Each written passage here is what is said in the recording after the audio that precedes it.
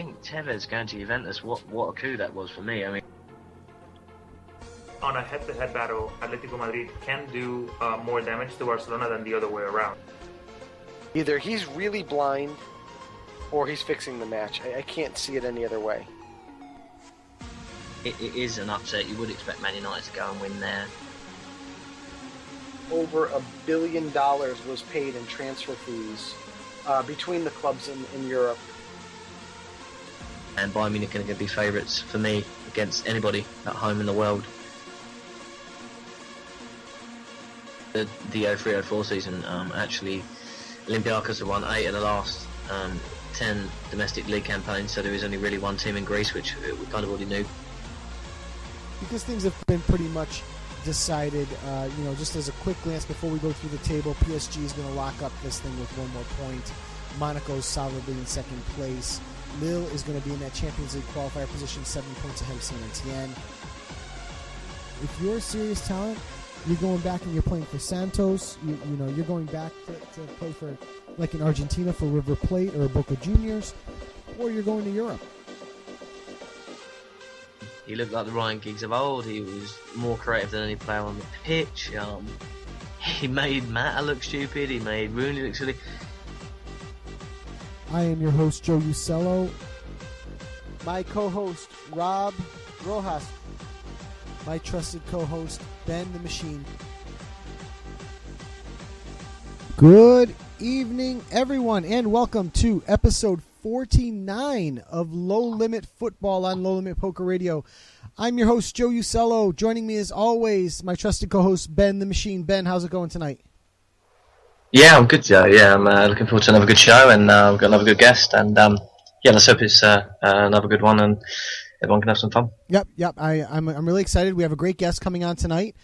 We have Matthew Amalfitano coming on to talk to us about Serie A, so very, very knowledgeable. It's going to be a great little chat we're going to have. He's going to be on in about 15 minutes, and Rob is efforting his way back to his computer so that he can join us tonight. He just got done with his state tournament match, which unfortunately didn't go well, but we'll get a quick little trip report from him and see how he's doing. I know, your final match in high school, to go out on a loss is definitely not the most fun. So we'll get some thoughts from him. I'm sure he'll probably want to talk about it momentarily at best. So, Ben, we thought we had some big matches last week in world football, especially with the close, when we came on last week's show, the close of the Champions League matches from the previous week. We had El Clasico last week that we talked about, but this week, Ben, was pretty big on its own, wasn't it? Yeah, I mean, there's definitely a lot to talk about. I do. I definitely think that the Manchester derby, just that on its own, you could probably talk about for an hour. So, there was a lot happening, and I think a lot of surprises in store as well, which we're going to get around to covering tomorrow. Yeah, I agree. There was a Manchester derby. There was also, if you remember, the big match between Borussia Dortmund and Bayern Munich this week. Mm-hmm. There was, what we'll be talking about in a few minutes, there was the Napoli-Roma match. That was a big one in Italy that could affect the top of the table. Come across the pond, we had the Copa Sudamerica. We had Cerro Porteño playing Boca Juniors down south.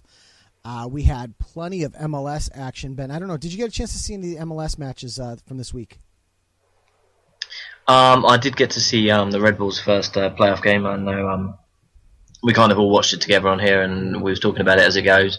I did miss the first leg. I couldn't quite get around to watching the game, but I saw the result and I saw it was 2-0, and I'm going to do my best to see the second leg. But yeah, it's nice to have a team to kind of get behind, and I know you guys are behind them, and why not? I'm behind them as well. So hopefully the Red Bulls can take it down, and if they can beat DC, then it definitely is a shock. Yeah, they definitely are going into that second match, and obviously we'll get into this a little later, but they're going into that match certainly a leg up, especially when they added that second goal, in late in the match by Peggy Luyendula. I keep butchering his name. I can't believe I keep doing it, but added a nice goal. Certainly some magic from Thierry Henry last night during the match, don't you think? Yeah. As I said, from what I saw, and I've had a look at the match reports, and I did get to see a little bit of highlights. So yeah, he did, and I mean, it just shows that although he's a little bit older now, he's still got some of that magic in him that he had in his peak when he was doing it in the Champions League and for France. Certainly. And then the only match that I missed with MLS playoffs this week was last night's Seattle FC Dallas, which finished a 1-1 draw. I didn't get a chance to see it because I had a match of my own last night, so I missed that one. But otherwise, I got to see most, if not all of every single match. There was a couple of things. You know what? While we're waiting for Matt to come on, the first thing I wanted to hint on, and Ben, you can help me talk this out because I know it was a little bit of a hot button topic on Twitter, especially during the Columbus New England Revolution match, was the crowds that were in attendance in these matches. Really, really subpar attendance, Ben, in my opinion. Even the Red Bull match from last night didn't have, it wasn't nearly filled to capacity, which you would expect for a playoff match. But the Columbus match against New England, Ben, if there were 5,000 people there, I'm overestimating it. I mean, the stadium was empty, and Jared Dubois from Soccer Morning or Greatest Soccer Show Ever was on Twitter saying that it was a Saturday, so people were over at the Ohio State game, which also plays in Columbus, Ohio. But they were at the Ohio State matchup for the college football match. And so I went and looked it up. The college football match didn't start until 2 hours after the end of the soccer match. And so I thought that I would understand it if they were running, at the same time, that there would be more focus on going to Ohio State, because Ohio State is a religion, like a lot of the football teams are across Europe. It's really a religion. But in this regard, I really felt like, that the Columbus Crew fans should have done a better job. I felt like there wasn't enough there, and unfortunately, you're going to see this from time to time. I know Ted Westervelt, who we had on previously, was really big about growing the sport in this country by promotion, relegation, and by opening it up to regional teams and that sort of thing.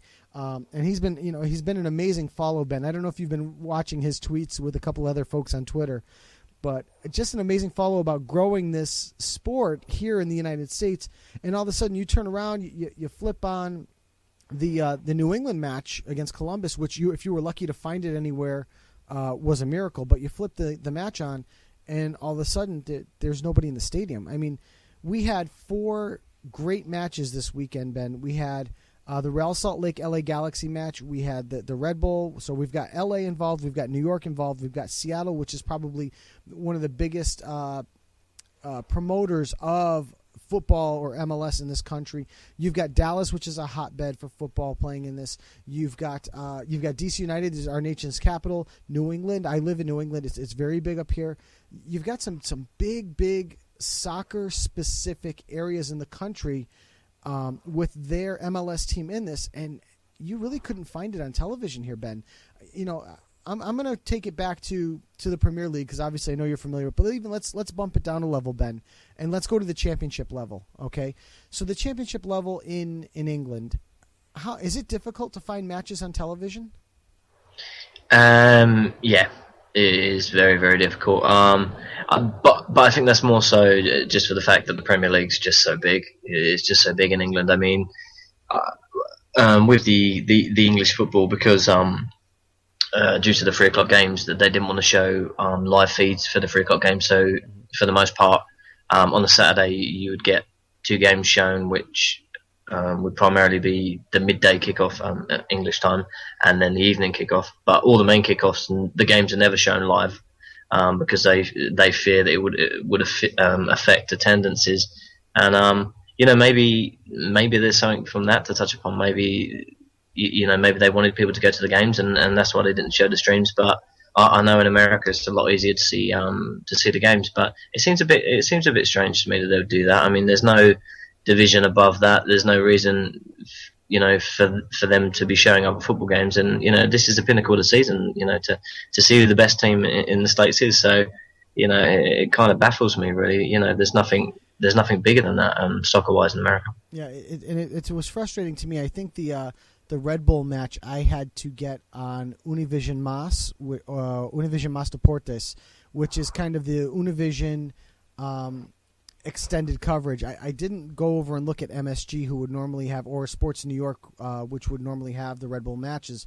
But I kept looking all over, and even on Live Soccer TV, which is the guide that I use on the internet to kind of get to these matches, even there it only showed that it was in Spanish. And this is New York. This is 17 million people in the metropolitan New York area, and we can't put 26,000 people in a stadium, and we can't have it on ESPN. We can't have it on Fox Sports. We can't have it on NBC Sports, which have all shown an MLS match here at one point or another.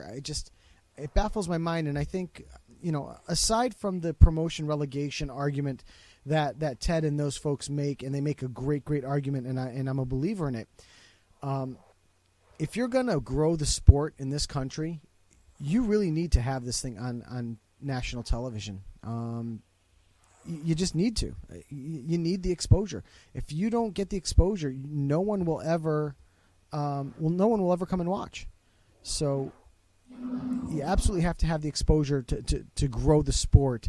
And that means getting it on the biggest channels. That means getting it on prime time. I mean, Saturday night prime time, that would have been a great spot to put a New York Red Bull match against DC United.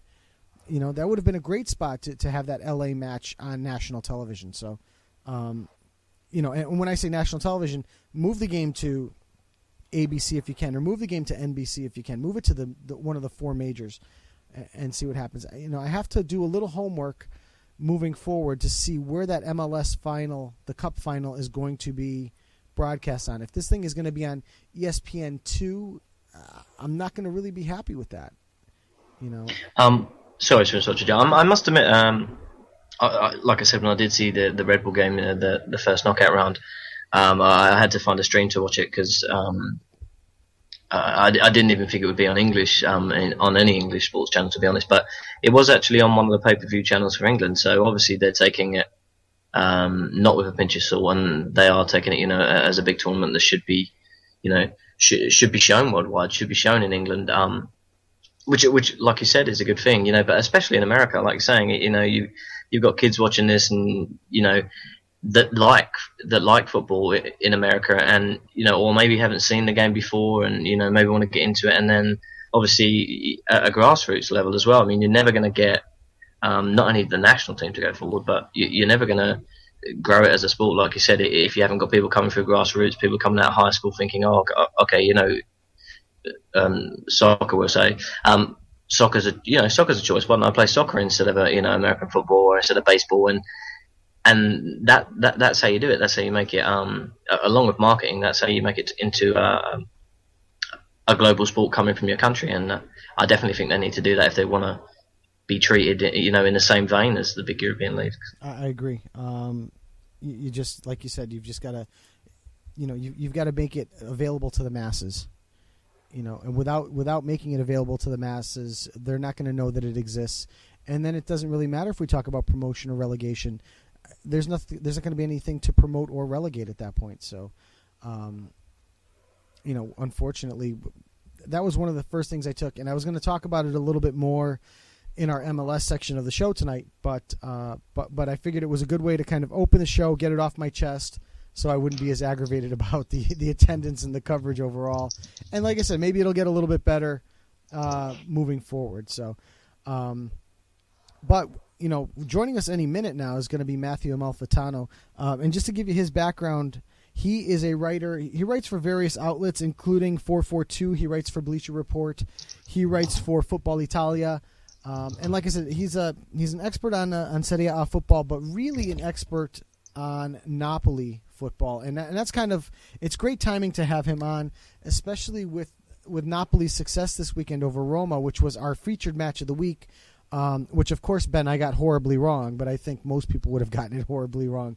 But Napoli with their big showing this week against Roma, I believe the final score was 2-0 in that one, and I'm just going to the statistics here. Obviously, a 2-0 victory at home for Napoli this weekend with goals by Callejon and Higuain, and really a stellar performance by Lorenzo Insigne on the left side, breaking down guys like Nainggolan and Maicon on the other side, on the right side of the defense for Roma. Kind of had himself a little bit of a field day. and it was fantastic to watch. So I'm interested to get his thoughts. Again, when I read through his bio and kind of he and I have gone back and forth on chatting and stuff, it seemed to me like he was almost like he was a lover of Napoli football, like I am of Juventus football. So I'm interested to his glasses might be a little tinted with that sky blue from Napoli, but I'm excited to hear because Napoli's had a little bit of a resurgence as of late.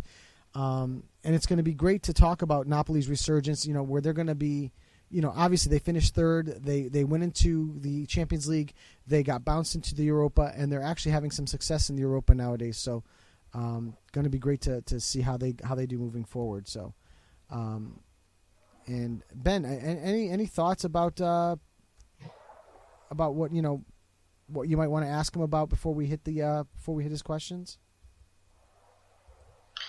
I'd be intrigued to see what his opinion is on the winners of Serie A this year. I think, I think everyone went for the same team, but I'd still like to see, what he thinks of, Roma and Juventus, taking it away a little bit for Napoli, and also whether what he thinks Benitez can do with Napoli, whether he can take them forward, which I think is, probably the question on everyone's lips really as well. And who better to answer that question than Matthew? And also once we've covered the domestic stuff, which we're going to in depth, but also a bit on the national team as well, Joe. I know you vested interest, half Italian as well. So and I know whenever the Italian national team comes on, especially when they was in the group with England, Joe, there's a lot of passion that we all have for our country, especially when it comes to football. And I'd like to see what he thinks Italy are going to do in the upcoming Euros, and whether he thinks Conte is the man to take Italy forward as well. So there's a lot of questions to be asked. Well, then this is great timing because joining us live right now from California, if I remember correctly, is Matthew Amalfitano. Matthew, this is Joe Usello from Low Limit Football. How are you tonight? Hey, what's up, Joe? Thanks for having me. Doing pretty good. Thank you for coming on. I want to introduce you to my co-host, Ben the Machine. Ben, Matt's joining us now tonight. So why don't you say hi to Matt or Matthew? Hi, Matthew. It's nice to have you on the show, and we're going to pick your brain if that's okay. Yeah, I'm up for it. Thanks for having me again. Yeah, so Matthew, while I jump into it here, I want to just go. We'll start it right off with Ben's question that you might have heard as I brought you on the air. Ben, if you want to rephrase or repeat it, the question about Antonio Conte. Yeah, Matthew, we was just talking a little bit about the national side as you came onto air. I was just wondering what you think about Conte, whether he's the man to take Italy forward back to the successes of old. Yeah, I think on everyone's mind, Prandelli going into the last World Cup, I think a lot of people expected Italy to have a decent run, probably finish at least quarterfinals, and then for him to see out his contract until after the 2016 Euro. As you saw, things didn't really go to plan, and he left the job. I think people were kind of forward-thinking 2016 and kind of thinking at that time that Ancelotti would take over and he would lead Italy to the World Cup. As we all know, every 12 years since 1970, Italy has reached the final, so everyone's kind of banking on that. But I do feel that Conte is the right man for the job. I think under Prandelli, I think too much of his style, he kind of just wanted to copy Spain a little bit, a little too much possession, and there wasn't really anything concrete going forward. But I think with Conte, you have a kind of back to the basics, classic Italian side that it's probably not the most aesthetically pleasing, but we've seen, the first two matches under Conte, Italy have won in a pretty dominant fashion. The last two were a little bit disappointing, but I think he's the right man for the job. But I think he does need to implement kind of like a Sant'Issa number 10 player because, like we're seeing with Juve right now, just a little bit too much static attack. Just a bit of a follow-on question, Matthew. Obviously, the Euros are coming up now. Obviously, I'm from England, and we had a disappointing World Cup as well as Italy. Both out in the group stage, and obviously you're looking to bounce back in the Euros. how do you see the Euros going for Italy? Obviously, Conte's only just come in, and they've only got the qualifying really to bed in under his guidance. But what do you expect from Italy? Like, what can we expect in the Euros? Do you think from the Italians? I think we can expect definitely a fresh look from 4 years ago, mostly in regards to attack. There's a lot of promising younger players coming into the ranks with El Shaarawy, there's Zaza, perhaps even Berardi might get called up. I think it'll be a strong performance. Right now we've done okay. I think the nature of the tournament with 24 teams might actually harm Italy a little bit, because I know there's kind of a mentality to play down the opponent. So it's no disrespect to smaller sides, but I think that might hurt. That's one thing that I can think of that might hurt Italy when they actually do qualify. Because I think now there's some third place wild cards that can advance from the actual tournament. So something to keep in mind. All right. You know what, Matthew, before we jump into the Napoli and the Napoli-Roma questions, which I definitely want to talk about this weekend, I'm going to keep it still kind of Italy generic, but going into the Serie A. We saw Juventus go back 3 points clear this weekend of Roma for the top spot after dropping the result to Genoa earlier last week. Have the teams like Roma and possibly to a further extent Napoli lost their opportunity, maybe where Juventus had stumbled and there was a chance to not only pull even but even maintain that even spot until they got to play them again? Or is this something that maybe it's still too early to look at, or they lost their chance and we might as well crown Juventus again? Yeah, that would be something 4 in a row. But up until judging from like a Napoli perspective, up until like a week or two ago, I thought a best Napoli could do would be maybe third place. But just this past week with the performances, you might even think, who knows, that they might end up in second. So I think it's a little too early to crown Juventus champions, although they are favorites. I think where Napoli, for instance, a team that looking at from the summer, you thought, they could really test Juventus like they did last year. The early games really hurt them, particularly the back-to-back losses to Chievo and Udinese. And then, when Juventus lost last week, Napoli could have kind of slowly bridged the gap. But, another disappointing result with Atalanta. I think that it's maybe a little bit too early, but right now Juventus are always going to be the favorites for the quality, just the sheer quality of the squad. Mm-hmm. I as a Juventino, I'd like to agree. Let's put it that way. Yeah. But let's jump into Napoli now. I was looking at the stats for the Serie A coming on, and Callejon is leading the way right now, the Serie A, with 8 goals, leading all goal scorers. My question to you is kind of a generic one. In your opinion, who is the best striker right now in Serie A? Ooh.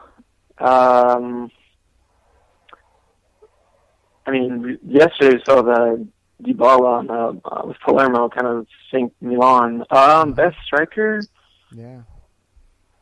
It's kind of like a random hipster pick, but I really like Djurjevic from Lazio. He's banged in a lot of goals. Yes. You look at the strikers last year that really produced. Higuain, he's had an okay start. Tevez is kind of there too. Inter strikers aren't really performing. Palacio is a shadow of himself, and then Milan don't really have any. Milan and Roma are not really doing too well. I guess, yeah. I really like Djurjevic from Lazio. Okay. And then closed it today with 2 goals. So there's one guy that I like to talk about that I don't think gets enough publicity, especially when we're talking about Serie A strikers, and that's because he's always coming in off the bench, and that's a guy like Mattia Destro for Roma. Obviously Roma, Rudy Garcia still continues to play, Francesco Totti, moving forward, and don't get me wrong, Totti is one of the all-time greats, but I just feel like Destro, if given the opportunity to start and play significant minutes, could be a guy that we end up talking about one of these days. What are your thoughts on him? Yeah, I've liked Destro. I've followed him since he was with Italy U21. I think I saw today that he's averaging 1 goal per start. So I was reading up a little about it's kind of the dilemma with Roma right now. I really think he should be given more of a chance. I think some people might criticize him on his work rate. He doesn't really track back, and he's pretty lazy if you don't give him the ball. But he's an excellent finisher, and he has a really goal scoring instinct. So I think he should be given more of a chance. Okay, I agree. I'm going to throw you over to Ben. I know Ben has the next question for you. Yeah, Matthew, you said you thought Napoli could maybe squeeze second, according to results. Obviously, Napoli doing decent in Europa as well, and obviously this year, if you win Europa, you can go back into Champions League as well, and the trophy of itself has some merit. What can we expect from Napoli in the Europa League this year? Can they make a lot of noise? Can they make a lot of noise? Do you think they could maybe win it? What do you think? I think prior to Benitez taking over last year, in the Italian football in general, there was kind of the Italian clubs didn't really give really much importance to the Europa League, but we saw last year kind of change a little bit, and even the year before, especially with Benitez winning the competition the year prior. And we saw early on in the season, actually, that Benitez filled it out, starting lineups, very strong squads for Napoli. So I really think that it's a competition that he would like to win again, and I really think that Napoli could go far. I think the one thing to take notice of is with the third place finishers in the group stage of the Champions League get bumped down. Last year, Napoli eliminated to Porto, so I think that's one area where it's going to be real tough for them. But right now, they slipped up 2 weeks ago to Young Boys. They're tied on 6 points with 2 other squads, and they're playing Young Boys again Thursday. So I think they should win the rest of their games and qualify with relative ease. But I think you have to take a look at when the Champions League finishers are exited and kind of play against the Europa League guys. Matthew, kind of takes me on to the next question, really. Obviously, Benitez at Napoli now. How far do you think Benitez can take Napoli? I mean, do you think you can move forward? Do you think you can be a force going forward in Serie A and maybe make a little noise in the Champions League? Do you think he can do that with this Napoli squad and with the funds he was given? Yeah, I really think he could. I think there's been a lot of unfair criticism dished out to him due to the poor start, but I think a lot of it was just you don't really know, you kind of see the results and you don't really know the situation, but I think he's brought a new mentality from last year on. I mean, the squad was really unlucky. I mean, exiting from the Champions League, 4 wins out of 6 and 12 points, that was pretty rough. But I think he really could.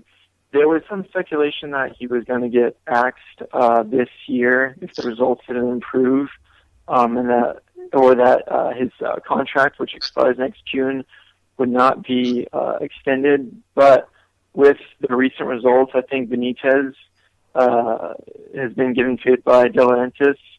I think there was a meeting in which Benitez kind of said, "Listen, I can only do so much with the squad, so it's either I go or you kind of invest." So now there's even rumors that Qatari owners could be investing upwards of a few $100 million in the squad. So I really think he's the right man.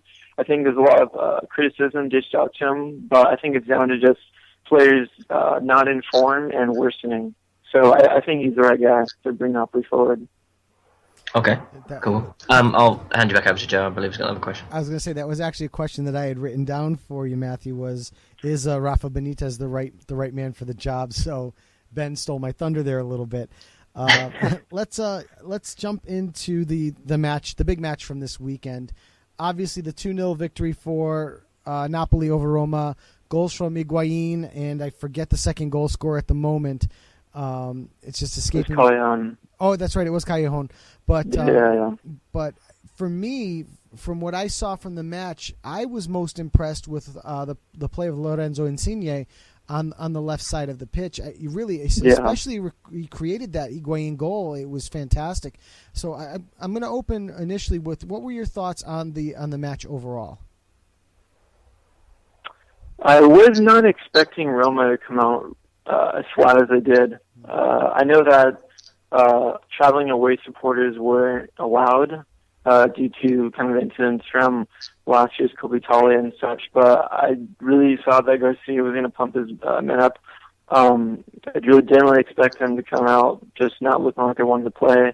And then on the other hand, Napoli just a very quick start. Didn't really expect that either.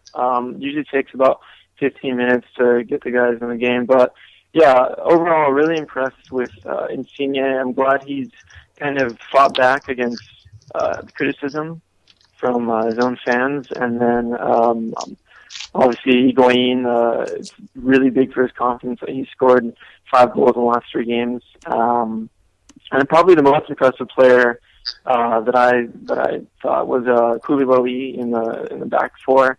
He's just been probably up with Callejon, the players of the season, signing of the season so far this year. So really impressed with him.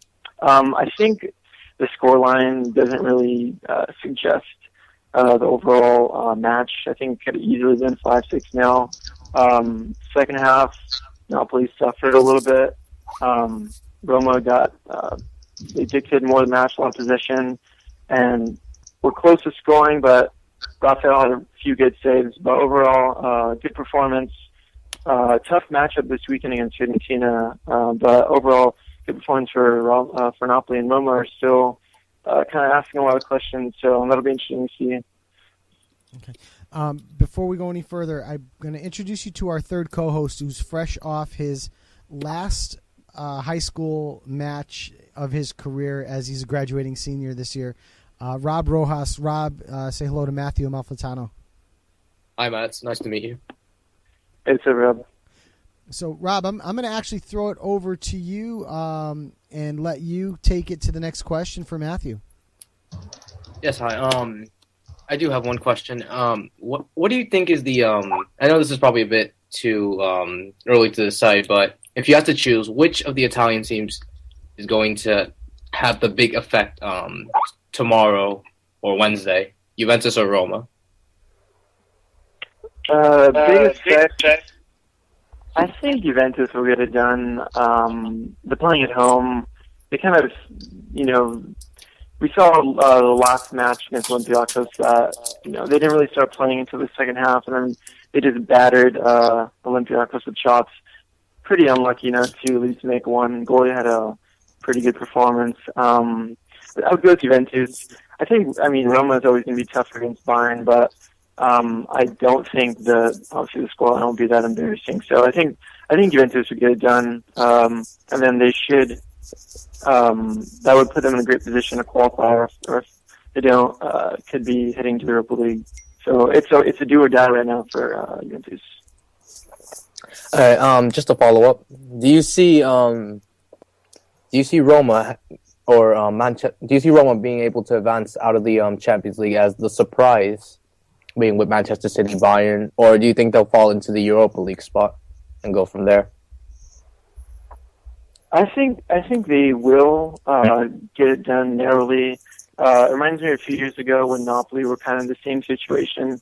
They had to beat City at home. I believe it was the last match of the group stages, 2011, 2012. But the next time that Roma plays City, we'll have Kevin Sturtman, who was huge for Roma last year. The way I see it is Manchester going to Rome with 5 points. Roma will have 4. They'll probably lose to Bayern, and then it'll be Roma having to win at home. I think they should get it done. Okay. I'll pass it up to Ben if he has any other questions. Yeah, Matthew.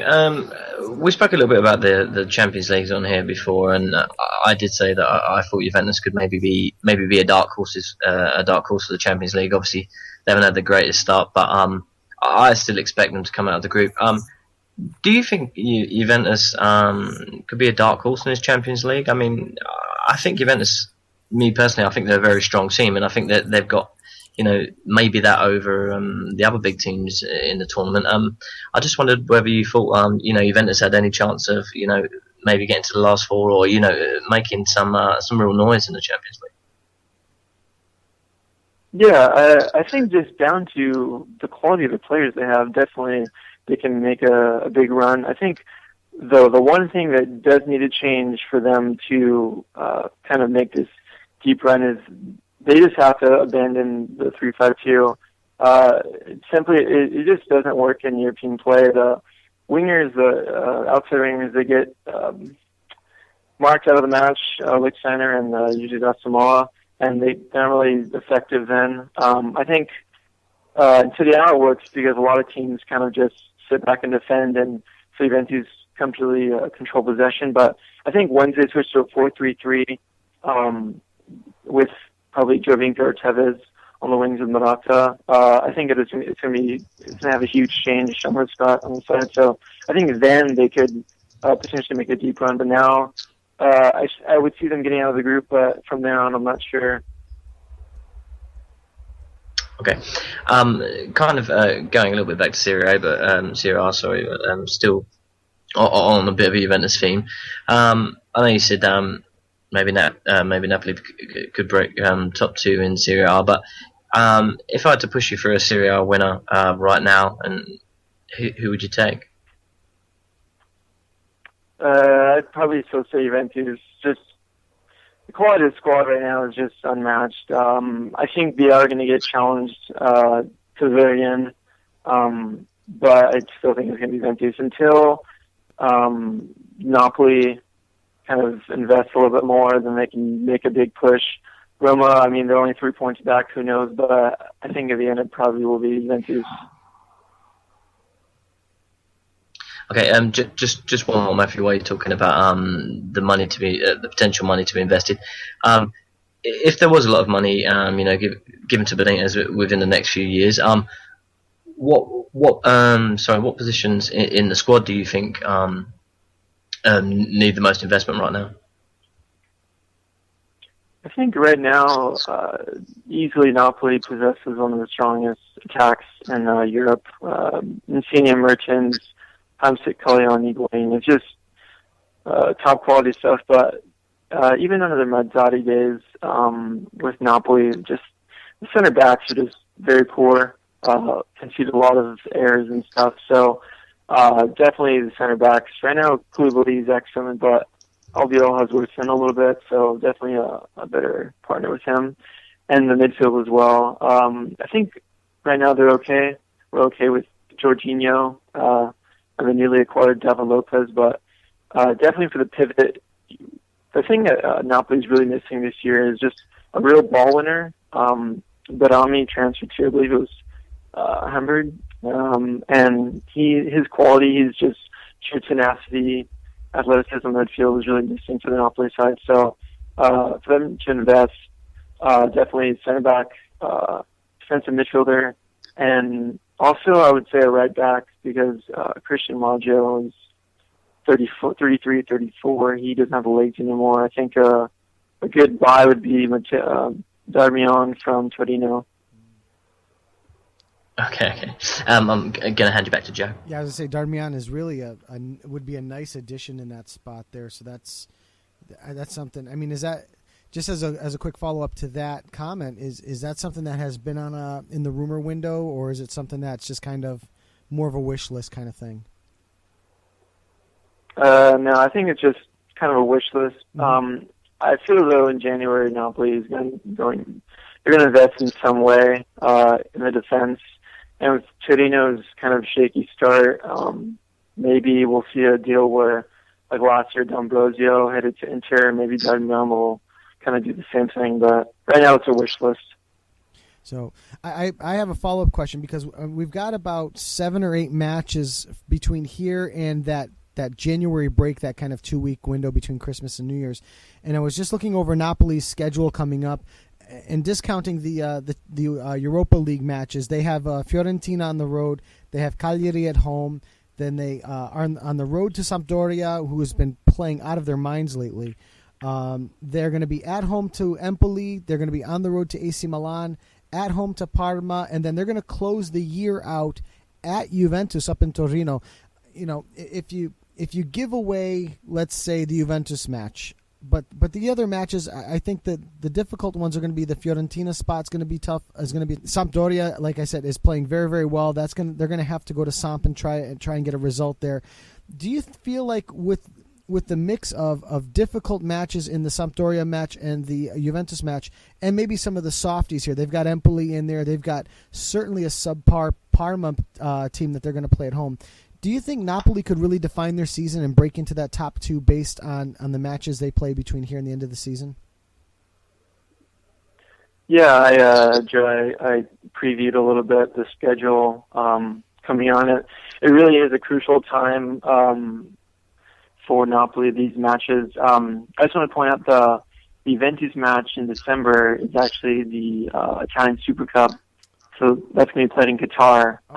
You're right. But anyway, I was actually in attendance at the Fiorentina Napoli match last year, and it's just a brutal atmosphere. It's a tough place to play at. So they have a string of tough matches coming up, like you said. Sampdoria, they're in fourth right now, right behind Lazio. Empoli has showed that, their style, they're not going to back down. They were at, Juventus' throats this past weekend for, 70 minutes. Milan, they're going to be playing at home. You never know, what form they're going to turn up in with Inzaghi. So yeah, I think just this stretch of matches going into the new year is kind of going to be the deciding factor. And, the thought on everyone's minds, how's the team going to do? And also for the management to kind of sort out, okay, we're in this place, we should, kind of pick up this position, this guy. So it's going to be crucial. Right, and I agree. Samp is actually in 4th place only on goal differential. They are +6, where Lazio's +9. And and also keep in mind, Napoli, looking at the schedule, Napoli's only 4 points out of 2nd place, which is just amazing. They're certainly on a great run of form right now. They're winners of 4 of their last 6. So they're actually playing very, very well. They're unbeaten in that stretch too. So certainly a tough, a defining section of their schedule, to say the least. Especially if they can beat up on the teams they're supposed to beat up on, like the Empolis and like the Parmas of the world, where they can just go ahead and run ragged on them. I think they could define it and possibly get back into that chase with Roma and try to challenge for that 2nd spot. So I'm going to throw you over to Rob. I know Rob has a question coming up, about Serie A in general. Yes, I do. I have, going back to predictions, who do you believe could be the top goal scorer in the league and why? I think just right now, a little bit biased, but I think it could be Cagliari. Last year he had 15. Right now he has more than half in about, 10 matches played. I think just his sheer athleticism, he's an explosive player, and he finds himself in the right positions. And he has some pretty good service with Napoli, so I think he'd be on the money for me right now for top scorer, Campocagnere. All right, and just to follow up, who do you think is going to be the breakout star of the league and the club that will finish surprisingly somewhere in Serie A? I think everyone right now is looking at Dybala from Palermo. He's 21 years old, striker. There's probably going to be a lot of big clubs after him, and so that'd be my say. Also, there was I forgot his name. 17-year-old. Maybe Joe knows this. He was on Genoa. He's on Genoa. He played against Juventus midweek and performed excellently. I'm going to go look it up. I know who you're talking about. I'm sorry. Yeah. Can you repeat those 2 players again? I think one is Dybala on Palermo, but the other player, I think Joe's going to look up his name, I forgot his name, but he's 17 years old, and he started for Genoa against Juventus last week and played really well. And the prediction kind of surprise team, I'm actually happy to say that before the season, I predicted Lazio to do well, and they're doing well right now. Just think that Antonio Conderova's quality, he's a really good player. And also acquiring De Vrij for center back and Parolo, it's a really good squad. So I think they're going to finish probably on 4th, 5th place, I would say. Okay. I'm passing it up to Ben if he has any questions. I'm still, I haven't right this moment. I know Joe's waiting in the wings. He's got. I'm still efforting the player that we're talking about, and I'm just can't find. I found his name, Rolando Mandragora. Yeah, that's him. Yeah, Mandragora. Yeah, Rolando. There he is. Okay. You beat me to it. Rob and I have this thing where we both go look up something, and he always ends up finding it before me, which drives me crazy. So, I do have a couple more questions. I have a general Italy Champions League competition type question.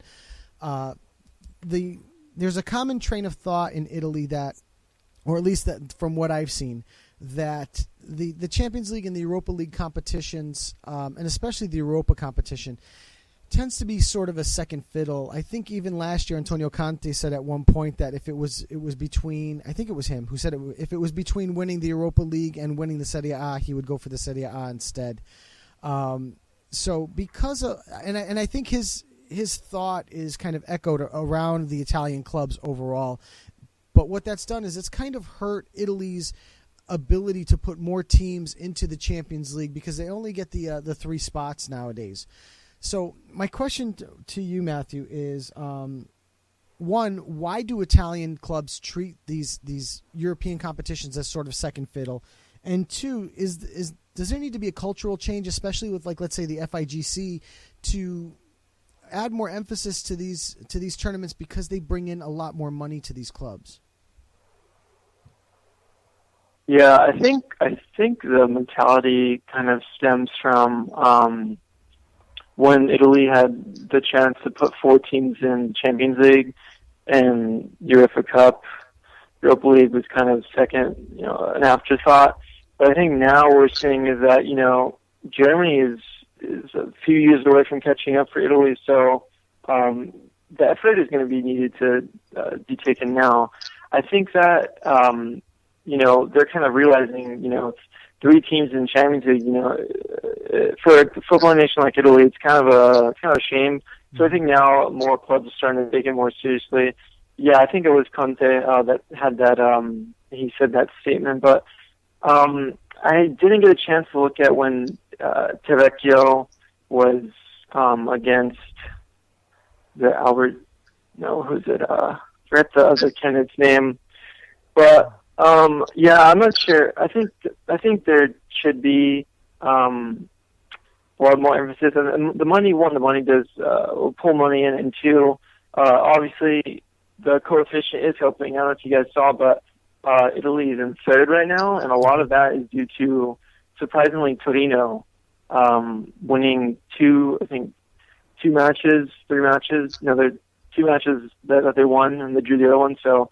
They're kind of leading the charge for Italy in the Europa League, but I think it's going to be a slow process. Probably going to take a few years, but if there is an importance given to it, and Italian teams do all get out of the group this year, Torino, Inter, Fiorentina, and Napoli, and reach the latter stages, then it's only going to take a few years to maybe even reach Germany. So yeah, it's a shame that you're right that Torino's doing such a great job in the Europa League.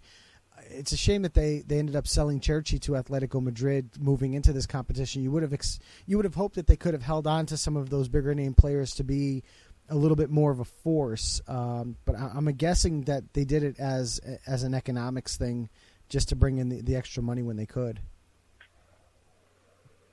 Yeah, I think Cherchi and Immobile big blows. I had a chance to watch. I went to see Torino Inter last year at the stadium. It was was unbelievable. The team was the squad, the fans, it was an amazing experience. I think they did okay with bringing in Clarella and Amali. I think at the beginning it was kind of fans didn't really jump for joy over it, but it showed that. I mean, I rate Clarella. I think he's a great player. Wherever he goes, he scored goals. I just feel kind of bad with Cecchi. I think that he should have just stayed in Serie A because right now he's not getting much playing time with Atletico. Right. But yeah, I'm not sure if it was economic reasons or if his personal ways that he wanted to leave. His preference. So, I have one more Napoli question, then I have a little bit more of a personal question, then we'll let you go. The Napoli question, and this is more of an overall historic Napoli question, because with these older clubs, it always intrigues me. Aside from Diego Maradona, who is arguably the greatest player to ever walk the planet, who is the greatest player that has ever played for Napoli, in your opinion? I mean, I can say that I wasn't alive to see Maradona, but I would have to go with him. But I think just within the last decade, I'd have to go with Cavani. He was just a monster. I think he scored 104 goals in about 138 appearances. Just the ability to win matches on his own. I mean, the money that was used was obviously invested really well. That's one thing that you have to say. With bringing in Higuain, Callejon, and Richards, but just the way that he could just win a match on his own, that for me puts him above Higuain. Although Higuain kind of helps out in the build-up of the play, I think Cavani just he can just do it on his own. It's unbelievable. If you YouTube Cavani goal versus Lecce, it's probably one of the most famous ones that he kind of took from about half field, or the middle of the half of the opposing half, and kind of took it on his own and just fired a rocket. It was just unbelievable. But I had to say the last 5-6 years, Cavani probably. Okay, I was racking my brain as to who it would be, and I think Cavani is a great choice, especially when he was there the few years that he was at Napoli. Like you'd said, just he was a goal scoring machine, and really it was his quality that ended up getting him sold to PSG for loads of money is because of how he performed. And now I always keep being sport on in the corner, so I just look at it at the corner of my eye, and they're talking about how Cavani really just is not performing up to par, especially when compared to Ibrahimovic over at PSG. So, it's unfortunate when you see some of these big players move on and don't perform quite nearly as well as they used to. But I would agree with you. I think Cavani is an excellent choice, especially over the last decade. Rob wanted me to ask you as a follow-up, in your opinion, who's the greatest Italian player of all time? That's funny. I just wrote something about that for Bleacher. Just gotta go with Baggio. He's just amazing. There's just no one that really comes close. Just pure talent. I don't know. The thing that I'm kind of upset about is, like a lot of fans that kind of hear his name today is, they associate his name with, the Mr. 94, but it's really unfortunate because if Italy would have won, if he'd have made that penalty kick, he would have been seen in a totally different light, but hands down, Roberto Baggio all time, greatest of Italy. That was kind of my opinion too. I think Roberto Baggio, despite the penalty kick, I think you certainly have to say that he's right there at the top of that list. Another guy, just because I'm an old fart, another guy that I like to think of is actually a goaltender is Dino Zoff.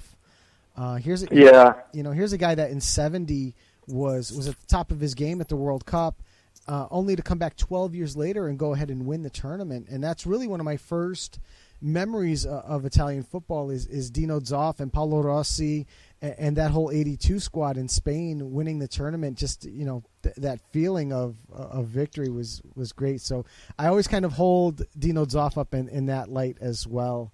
Ben is putting to me in the chat, what about Paolo Maldini?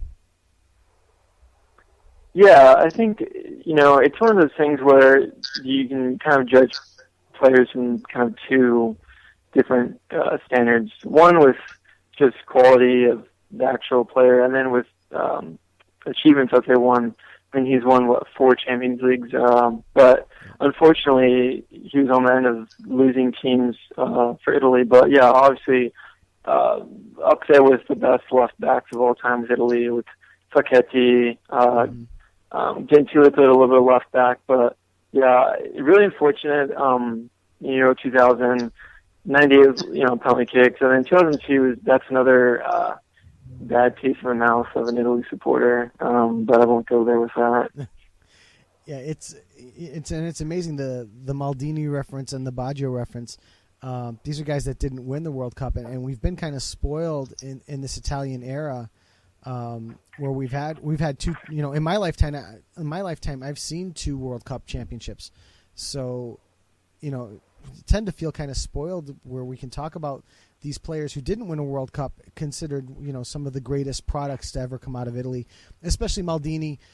When you talk about, like you said, that left back defensively, he was unbelievable, and his father wasn't a bad coach either. So we've got to keep that in mind. My last question for you, and then I'm going to let you go, is again more of a personal question. If I remember reading your bio correctly, you're out in California, correct? Yeah, I'm currently in Los Angeles, but I've spent a lot of time in Italy the last few years. Last year, spent about 4 months in Bologna.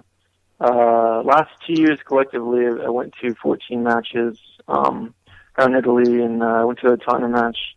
But yeah, then the year before I was in Florence, so I got to travel around. But yeah, right now I'm in California and Los Angeles. I say Ben and I are both a couple of poker playing degenerates, and I always and the song is right when they say I love LA. I absolutely do love LA.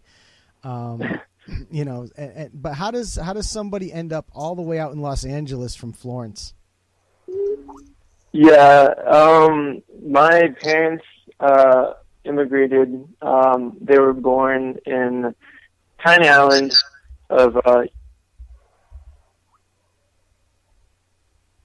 I'm sorry, Matthew. I lost. I think we lost him. Matthew, are you still there?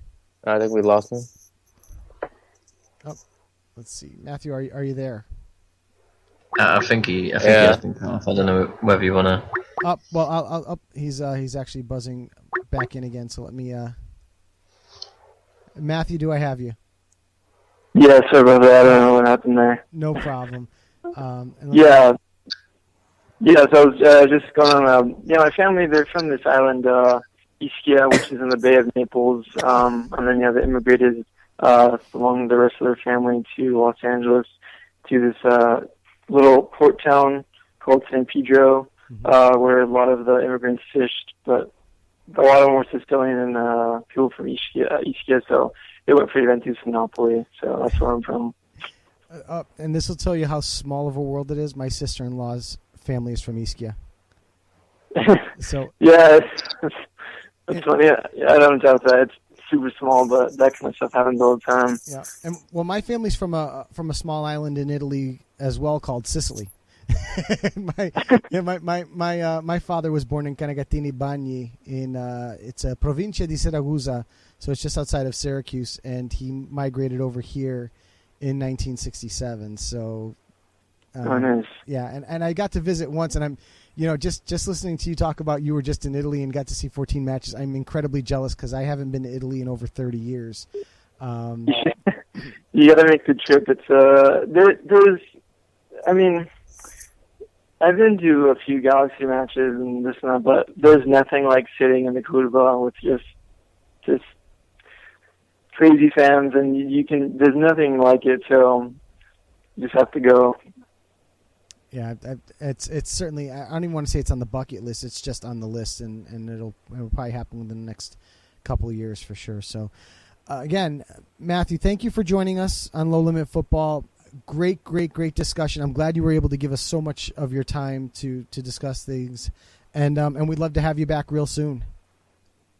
Yeah, thanks, guys. I had a good time, but yeah, thanks again for having me on. I'm always available to talk about town football, so appreciate it. Awesome. Thanks again.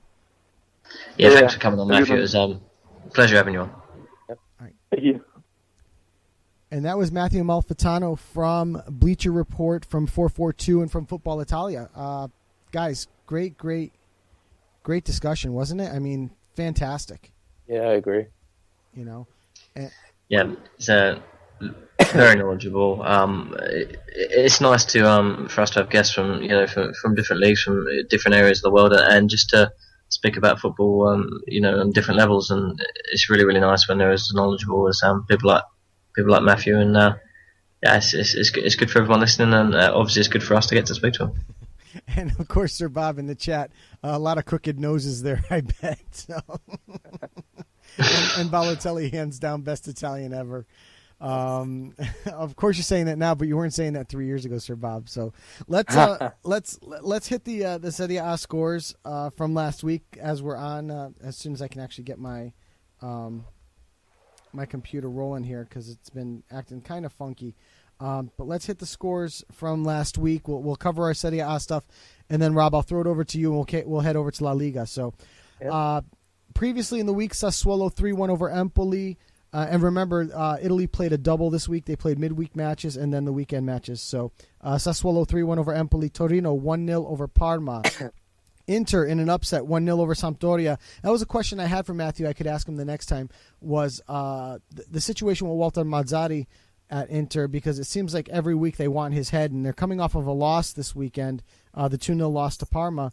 So he's certainly on the chopping block and on death watch for Inter. So, but they did win midweek over previously unbeaten Sampdoria 1-0. Palermo 1-0 over Chievo. Roma 2-0 over Cesena. Atalanta and Napoli drawing 1-1. Cagliari and AC Milan drawing 1-1. Fiorentina at home 3-0 over Udinese, and Genoa defeating Juventus for the first time this season 1-0 at Genoa. On Thursday we had Verona and Lazio play to a 1-1 draw. On Saturday, Napoli 2-0 over Roma in the match that we had predicted earlier. We had predicted last week. I had taken Roma with a 2-1 victory, so got this one horribly wrong again. Goals by Higuain and Callejon for Napoli in that one. Juventus 2-0 over Empoli. Parma 2-0 over Inter, again leading to the watch on Walter Mazzarri. Sampdoria on Sunday, 3-1 over Fiorentina. Torino and Atalanta played to a 0-0 draw. Genoa, 4-2 over Udinese. Chievo and Sassuolo played to a 0-0 draw. And Palermo with an upset victory, 2-0 over AC Milan.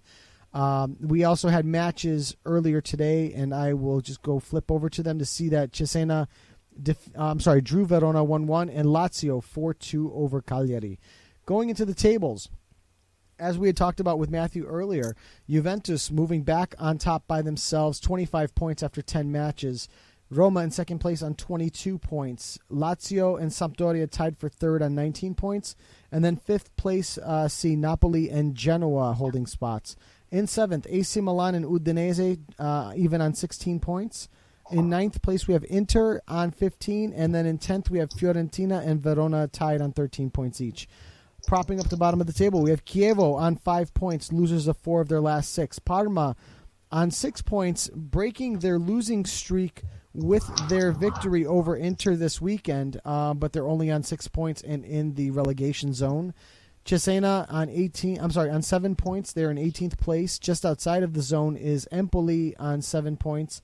We have Cagliari and Atalanta on 9 points, Sassuolo on 11, and Palermo, winners of 2 straight, on 12 points. They're in 13th place, as well as Torino on 12 points in mid-table. So that is our Italy rundown and our coverage of the Napoli-Roma match. I'm sorry, gentlemen, I didn't prepare a featured match for this week, so I'm going to just dig into this really, really quick and scan through. Actually, I think I'm going to go with, for the match of the week, you know what? Since we had Matthew on, let's do Fiorentina-Napoli, gentlemen. We've got Fiorentina playing Napoli at home. And because I didn't prep for a match, I don't have anything prepped. So I'm going to take, in honor of our guest, I'm going to take a Napoli 2-0 victory, and I'll go as far as to say Jose Callejon adds another goal to his tally, bringing his tally to 9. So let's go Napoli 2-0 with a goal from Callejon. I'm going to actually just check my chat here. Did you guys, which one of you two wants to actually do the Spain section? I'll let Rob do the Spain section, and then I'll just throw my prediction in at the end, and then we can both have one prediction each, I guess. I mean, Rob might even predict a different feature game of the week, so then they can add a bit of spice to it. So we'll have 2 games. All right, so let me write down my Fiorentina prediction. But Rob, go ahead, send us off to La Liga. Yes, we shall. On Halloween, Getafe ended up with a 2-1 victory over Deportivo La Coruña. On Saturday, Real Madrid beat Granada 4-0, courtesy of quite a spectacular goal from James Rodriguez. I don't know if any of you guys have seen the video of that goal. I didn't get a chance to see that. Oh, it was a spectacular volley from outside the box, and yeah, I think for me it was one of the goals of the weekend. Okay. Atletico Madrid 4-2 over Cordoba. Real Sociedad losing to Malaga 1-0. And Celta Vigo beating Barcelona 1-0 at the Camp Nou. Obviously, quite the shock if anyone was able to watch that match. I did see some of it. I can't remember the goal scorer's name, but it was off a really nice little back heel. To send it was a space. Yeah, it was a mistake from Dani Alves. It was that led to the back heel from a player. I'm trying to remember his name. I think it was Larvevi. Larvevi. That's right.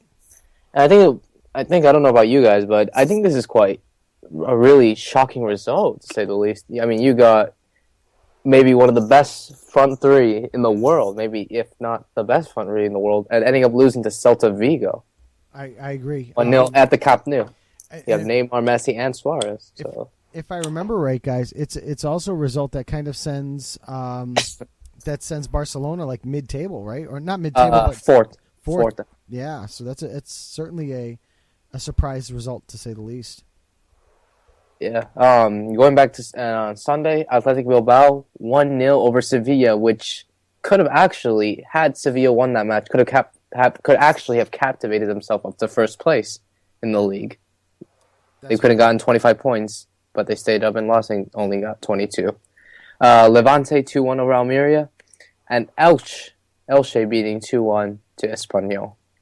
And I think there was a match today, if I'm not mistaken. Yes, there was. Little Eibar, 3-2 over Rayo Vallecano. That's the official team of Low Limit Football, by the way. And as of now, here are the tables. Real Madrid sit in first place with 24 points. Valencia second with 23. Atletico Madrid also with 23, but goal differential. 22 points for Barcelona as they are in fourth place.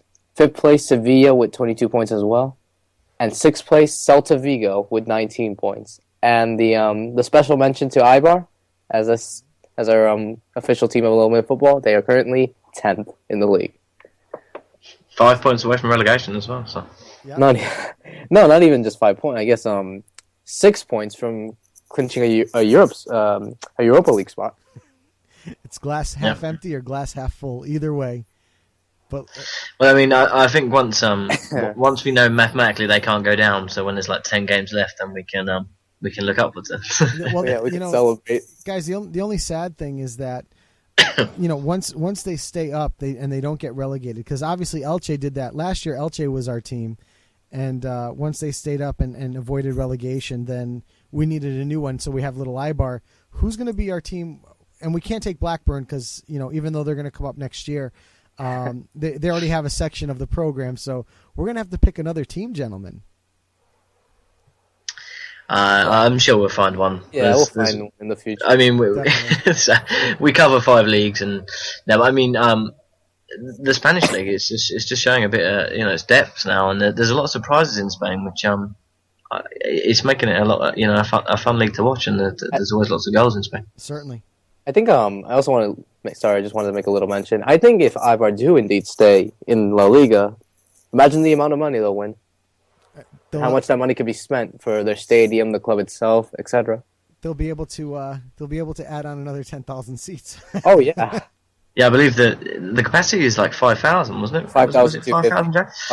That's what I mean. And probably, one season staying there, they probably, that has to be enough to build another stand. Surely the money that comes through, I'd imagine that they would. Because I can't imagine that the players, like the wage bill there is very high if that's all they've got to support it, and their name's going to be associated with La Liga. So. And Sir Bob would like to point out that Rochdale has always been the alternate team for Low Limit Football. So we certainly would be remiss not to mention that. Well, I mean, I'm sure I can give him a mention when we do the when I do the English section. We'll try to fit it in every now and again if we can. As long as you remind me, Bob, I'll give him a shout. I know what it's like to follow lower league teams. But yeah, go ahead, Rob. Sorry, we interrupted you. Yeah. No, I was just finishing up the league table. I guess I can mention the top goal scorers. Cristiano Ronaldo with 17 goals so far, and in second by 8 goals, Neymar, and Messi with 7 goals in 4th place. You said you wanted to make a prediction for this match, for your featured match? Yeah, I was just going to say to you, have you got a game of the week? Yeah, I do. I think I'm going to agree with you and say that the game of the week for me is going to be Barcelona against Almeria. Obviously, that match is going to be important for Barcelona, especially given the 2 recent defeats and having to play Ajax midweek in the Champions League. So hopefully a win for Barcelona could be able to put them back to where they were and hopefully on top of the league, if so. And prediction, I'm going to say 2-0 to Barcelona. Yeah, I think I went 2-0 as well. Let me just... I did. I went for 2-0 Barcelona as well. So yeah, I think that's very points. Well, that'll make it easier to type up the prediction later on. That's well, it's great minds think alike as well. So yeah, exactly. So excellent stuff, gentlemen. Let's move on to our France coverage. Yep. And so let's go ahead and hit the scores. I'm sorry. Let me just load up my scores from last week. And on Halloween night, we had Monaco 1-1 draw with Reims. On Saturday, we had Paris Saint-Germain defeating Lorient on the road 2-1. Guingamp 1-0 at home to Bastia. Lille and Saint-Etienne drawing 1-1, which is our match of the week. Montpellier 2-0 over Evian. Metz 3-2 over Caen. Lyon on the road 3-1 over Nice. And then we had Nantes on Sunday drawing Rennes 1-1. Bordeaux defeating Toulouse 2-1 at home. And a 10-man Marseille defeating RC Lens 2-1 in that one.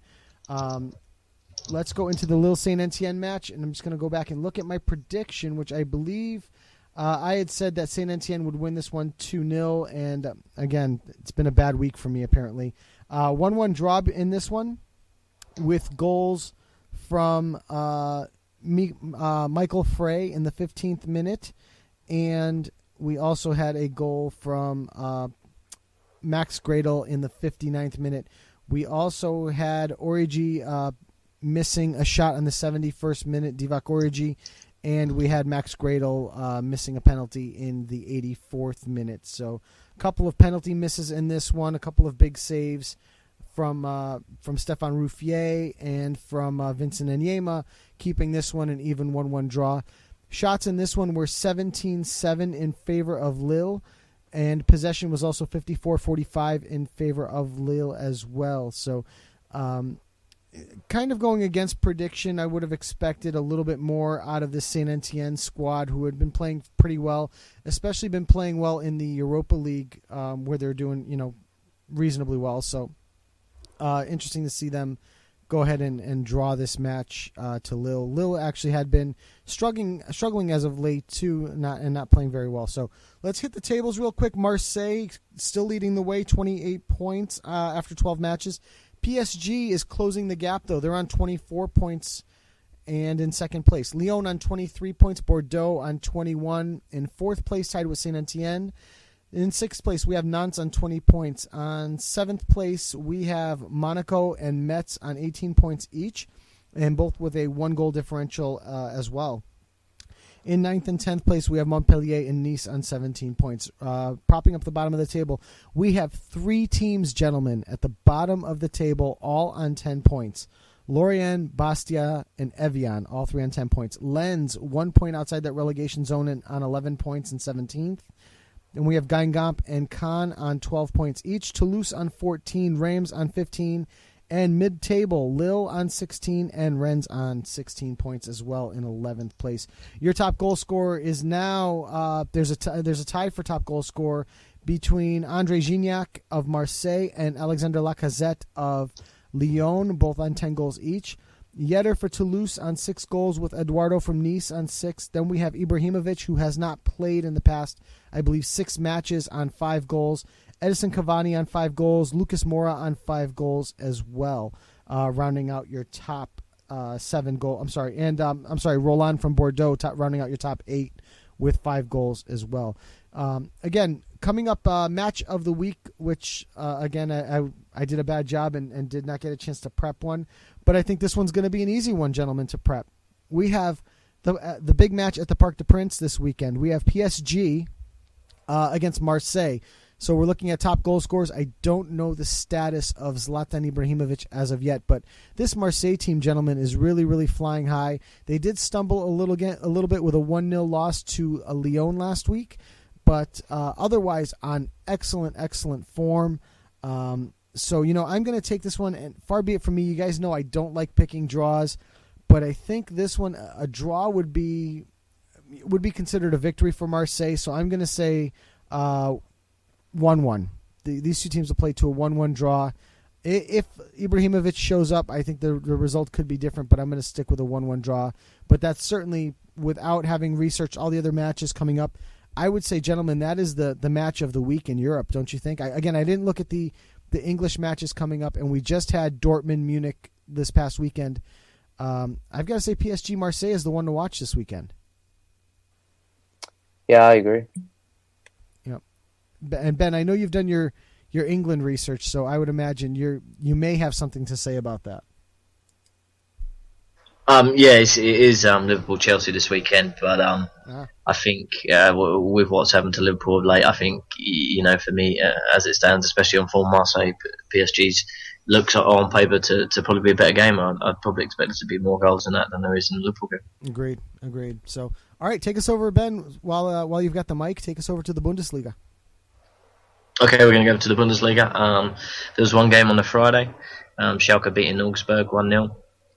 And then on the Saturday we had Mainz losing 2-1 at home to Werder Bremen. We had Hanover beating Eintracht Frankfurt 1-0. Stuttgart losing 4-0 at home to Wolfsburg. And Hamburger beating Bayer Leverkusen 1-0. And then the game that I'm going to review, the game of the week from last week, the Bayern Munich Borussia Dortmund game that was touched upon earlier by Joe. I'm going to run through a little bit of stats first. So before I do that, we'll go through the predictions. I went for 2-0 Bayern Munich, and it was actually 2-1 Bayern Munich, so got the result right, but not quite the score. As far as the stats go, 65% possession for Bayern Munich. The shots was 25-14 on target for Munich, and 10 shots 4 on target for Dortmund. Bayern Munich restoring 4-point lead at the top of the table. But maybe more surprising is Borussia Dortmund in the bottom 3 now. So I'll talk a little bit about them in a second. Marcus Royce actually gave Dortmund the lead in the first half. But then just, there seemed that there was no confidence at all in this Dortmund team. It was literally like after that goal winning, they decided they was not going to let a player over the halfway line. And it was just a matter of time, really. And Lewandowski broke the deadlock. Broke the resistance, halfway through the second half, and then Iron Robin sealing victory of a penalty in the 85th minute. Dortmund's 7th defeat of the season, which interestingly is the same number as the whole of last season. And like I said, they're second bottom now in the relegation zone, and actually only off the bottom, of the Bundesliga on goal difference. So it's not looking good for them at the moment. But like I said, Dortmund barely got out of their own half, and it was a conscious decision to shut up shop. I don't know whether it's management or lack of confidence, but you look at this Dortmund team and they really do look like they're lacking confidence. They need something to kickstart them, and it doesn't seem like the Champions League's doing that. I don't think anyone's seriously thinking about them going down, but I think Jurgen Klopp really does need to work some magic mentally for me. Otherwise, you got to think any kind of European place is going to be out of reach. As it stands, they're 9 points adrift of Europa, so it's starting to widen. As far as Bayern, like I said, can't take anything away from them. It is business as usual for them, really. They could have won by a wider margin than that. But I think without disrespecting Wolfsburg and Mönchengladbach, it's looking more and more like it's a prelim nailed on for Bayern to defend their title, really, without having to break the stride. As far as the rest of the results go, we had 3 more games on the Sunday. Borussia Mönchengladbach beating Hoffenheim 3-1. Cologne losing 1-0 at home to Freiburg, and Paderborn beating Berlin 3-1. We go to the table. We'll start at the top. Bayern Munich still unbeaten on 24 points. Then we have Wolfsburg on 20 points. Borussia Mönchengladbach on 20 points. Interestingly enough, Borussia Mönchengladbach even after 10 games, although they're 4 points adrift and they're in third, they actually haven't lost a game in the Bundesliga at the moment, and they've only let in 5 goals in the 10 games, which is only 2 more than Bayern Munich. So Mönchengladbach definitely impressing people, and definitely the standout team for me in the German league. In fourth, Hoffenheim on 17 points, and then we have Bayer Leverkusen and Hanover both on 16, and then Paderborn just out on 15th. As far as the bottom of the table, we've got Werder Bremen on 7 points, and then, like we said, Borussia Dortmund also on 7 points, second from bottom, and they've lost 5 of their last 6, so loads of problems there. And then in the playoff relegation zone, we have Freiburg and Stuttgart and Hamburger, both on 9 points, 1 out of the playoff zone. As far as the game of the week goes, I've got one that's going to be Borussia Dortmund again versus Borussia Mönchengladbach. Like I said, the other unbeaten team in the Bundesliga. This is on Sunday coming up, Sunday the 9th. Like I said, Dortmund, just off the bottom on goal difference, and Mönchengladbach, only 4 points off top of the league at the moment. I still think Dortmund are going to be close to Europa. I still think that they can make Europa. I don't think it's out of reach. I know people are writing them off. I still think it's close. But maybe the more interesting part of the story is Mönchengladbach. I think people thought they'd be in and around Europa, but they've looked really, really good defensively. Really, really good unit, and like I said, they're still unbeaten. And I think they'll definitely be in and around the Champions League places. And who's to say they can't be playing Champions League football next year? This stood out for me because I think it's going to be a close game. I think at some point Dortmund really do have to get going, and like I said, Mönchengladbach hard to beat.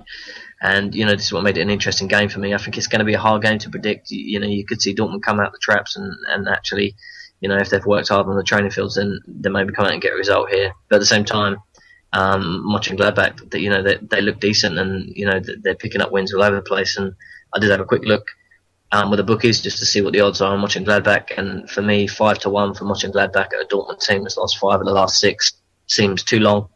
But I think it's going to be close, and it really does for me come down to what Klopp's done on the training field for me. But that being said, I think the draw is really the shout for this game. I think especially since it's at Dortmund, and I think it's going to be low scoring, could even be 0-0. But I don't want to be that boring, so I'm going to say 1-1. 1-1. Interesting fact that I looked up with Dortmund: in 10 matches in the Bundesliga, they've scored 11 goals and given up 17. In 3 matches in the Champions League, which is technically supposed to be against better competition, they've scored 9 goals and given up 0. So it's amazing how totally different this team can be during the week versus the weekends.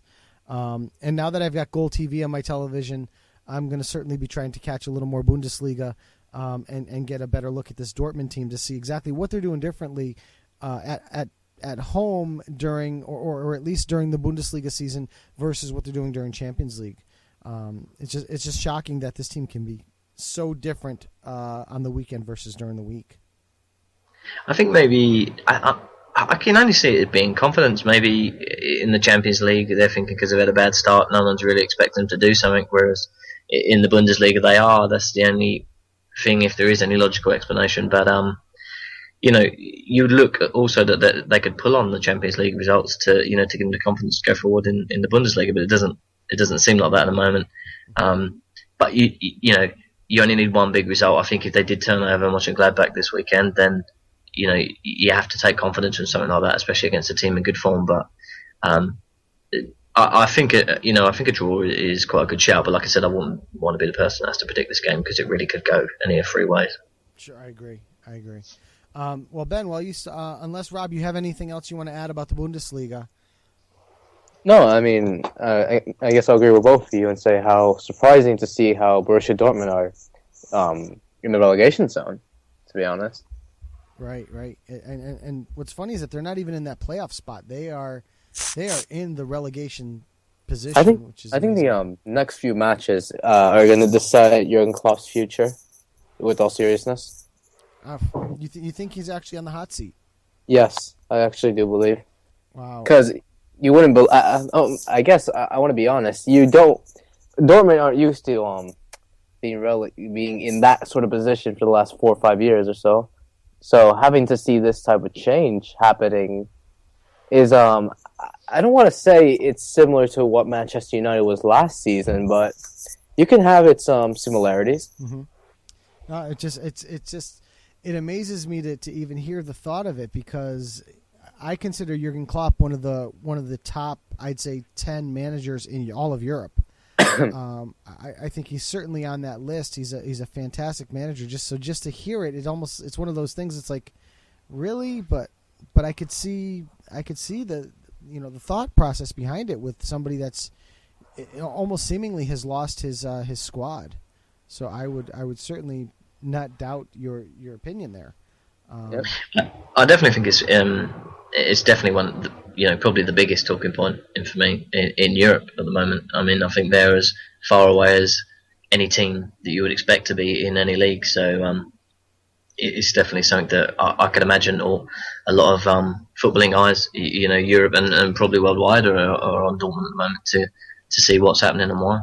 The one thing I want to throw out there real quick, because obviously we've got SirBob in the chat, and we all know SirBob's opinion of Manuel Pellegrini at Manchester City. So my question is, and I understand, I think SirBob would rather have me manage Man City than Pellegrini, but would you want to get rid of Manuel Pellegrini, who has won an EPL title, for someone like Jurgen Klopp? Because that's the guy that's the type of position I see Jurgen Klopp going to. Let's say he is fired at Borussia Dortmund. I see him going to a big side, a side that is a quality side that could use certainly a solid manager, a Sevilla perhaps, or I think Brendan Rodgers' situation in Liverpool is pretty well sealed. So I don't think there, but maybe let's say a Tottenham. Even though they've got Mauricio Pochettino there now, would Tottenham say, what, we might do better with Jurgen Klopp? Because if you had to choose between Jurgen Klopp and Mauricio Pochettino, I would take Jurgen Klopp. So I'm wondering if you see some of those things. I mean, you saw Marseille make a controversial move, bringing in Marcelo Bielsa, which really paid dividends for them as they're leading the Ligue 1 spot. They're leading Ligue 1 at this point. So I'm wondering if you would see, a good team maybe make a switch with maybe someone who they see as subpar in their ranks at the moment for a guy like Jurgen Klopp.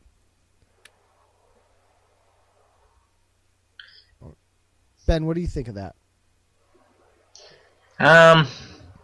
Yeah, maybe. I think really we are only 10 games in, but I just think it's just crazy to how things can change so much. I mean, like last year the second best. That recently got to a Champions League final as well. I don't know. I think really people are too quick to write things off. I mean, it is an awful start. It really is an awful start. But at the same time, if they can come back and there's still I know it's only a 34 game season in Germany because there's only 18 teams. So there's still 24 games left. We're not even a third of the way through the season yet, so they could. It's not impossible to think they could put a really good run together and definitely get into the top 5, top 6, like I said, the Europa. And I think if you saw a run like that, then most people would remember the end of the season rather than the beginning. But I do kind of agree with Joe, with Rob. Sorry, I think if come Christmas time, if we're still talking about this, then I just don't think professional football's forgiving enough to for him to still be there at the end of the season if they're around the relegation zone come Christmas. So yeah, he'll either go then or go at the end of the season. But I think. Kind of like I was, standing up a little bit for David Moyes last season. I do think it's a bit harsh for someone that's done a good job there for 6 years to say, okay, well now 10 games into a season, go. It does seem a bit harsh, but he may have lost the team, and the only way to show that you're a really good manager is to get him back. Right, I agree. And speaking of David Moyes, he's rumored to be going somewhere in Spain, I think. I think David Moyes is a good manager. He just kind of fell into, I think you hit the nail on the head, Joe. You don't want to be you don't want to replace the girlfriend after the girlfriend. You want to be the one after that. And I think he just got thrown into an awkward situation where Alex Ferguson had done an unthinkable job and taken them to the Premier League champions, which I don't think you probably couldn't pick another manager in the world really that would have been able to do that. And I just think there was a lot of expectation and it just didn't quite work out. But he definitely deserves to come back and be a football manager at the higher level. Same point compared to last year. David Moyes has a better record than Louis van Gaal, and Van Gaal has a better team. Yep, that's fact. Yep, this is the thing, and if you give David Moyes this team now with the amount of money they've had spent, does he do more? I mean, this is exactly it. It's just kind of, I think people are too quick to make judgments nowadays, but in football, one season is what people are being judged on, and like we just said with the Dortmund thing, apparently 10 games is what you get judged on now, which is ridiculous, because you only need a few injuries and things along those kind of lines, and then you're in all sorts of trouble. And I don't know, it seems a bit harsh, but I definitely think half a season is as much as anyone can argue really nowadays, which is a shame. But I think you'll see Klopp stay at Dortmund. I think they will come back and they're going to be fighting for Europa. And I think, unless something really crazy happens in the next 5 games, I expect them to pick up some points. And, I think they'll push on. And, I think they will make Europa. But I think it's going to be tight. And, definitely 100% if they don't make Europa, I think that he'll be sacked, unfortunately. Oh, agreed. Well, Ben, again, while you have the mic, let's take it over to England and close out our league coverage. Okay, we're going to go over to England. I know there was actually a match tonight as well. So if you just give me 2 seconds, just to load up the Crystal Palace Sunderland game. I'll go through the other matches first, and then we can review the game that I've got. But anyway, there was the Saturday game, the midday kickoff. Newcastle beating Liverpool, another loss for Liverpool, and adding to their lack of form. We had Stoke drawing 2-2 at home to West Ham, Leicester losing 1-0 at home to West Brom. We had Everton drawing 0-0 at home with Swansea, Hull losing 1-0 at home to Southampton.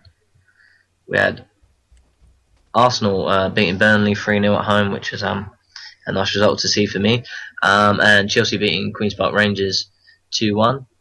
Going on to the Sunday game, we had Aston Villa losing 2-1 at home to Tottenham after having a man sent off, and Tottenham fighting a late comeback.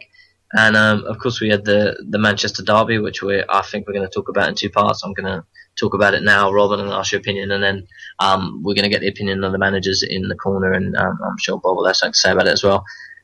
I'm going to throw a few stats out there first before we get into the game, because obviously there was quite a lot to talk about. First, I'm going to go with the predictions. I said 2-1 Man City before the game. It was actually 1-0, so once again I got the result right, but not the score right. But as far as the possession went, it was quite close, 52% for Man City. As far as the shots goes, 17 for Man City, 6 on target, and 9 and 2 on target for Man United. Aguero with the only goal of the game, like I said, and Man City beating United in the derby. A few things to talk about, firstly, the Man United defence, really. Obviously, Valencia starting at right back, which is, we've been talking about, I've been talking about the problems of Manchester United at the back. But more importantly, really, during the game was the Chris Smalling sending off, really, after 2 yellow cards. I'm going to talk about this with both of you.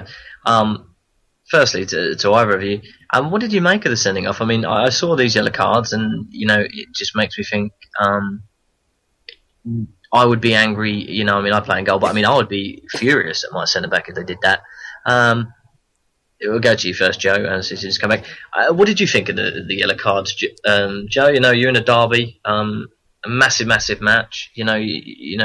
People have come down the road to watch their team play, and neither yellow card was needed, in my opinion. But get your opinion first, Joe. What did you make of it all? I couldn't remember the first foul that Smalling had to earn the first yellow card, but it was sorry, just to tell you what it was. It was closing down Joe Hart as he was going to take a goal kick. He just I think it was a foot he put out, I believe, and basically it was blocking the ball as it's coming out of the goalkeeper's hands. Yes.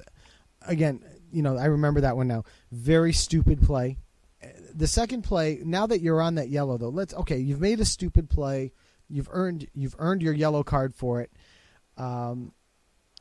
That's one thing. But to lead up to that second foul, where the foul was nowhere in a position to cause a problem. And we see this time and time again, guys.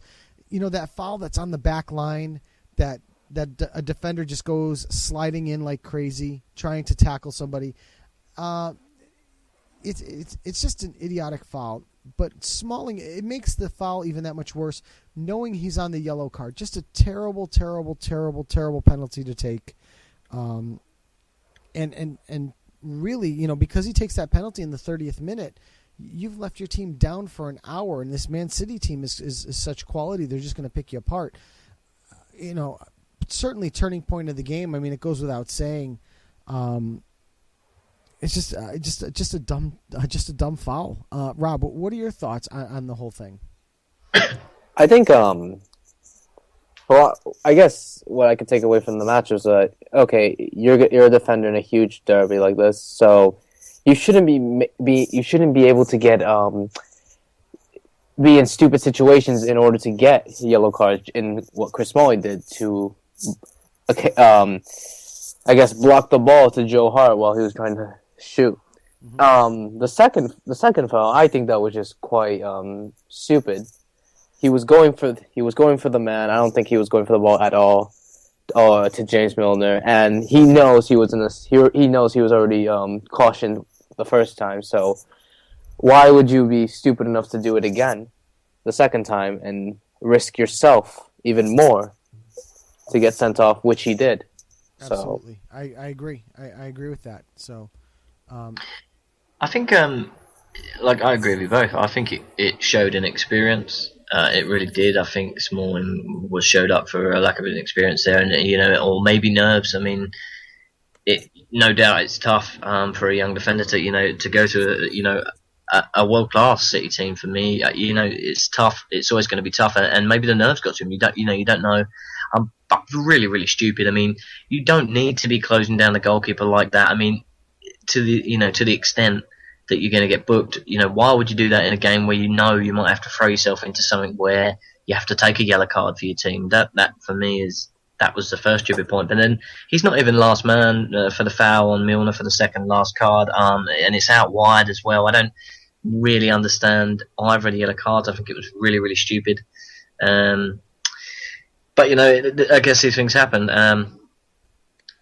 But another talking point really for me was the penalties that never were.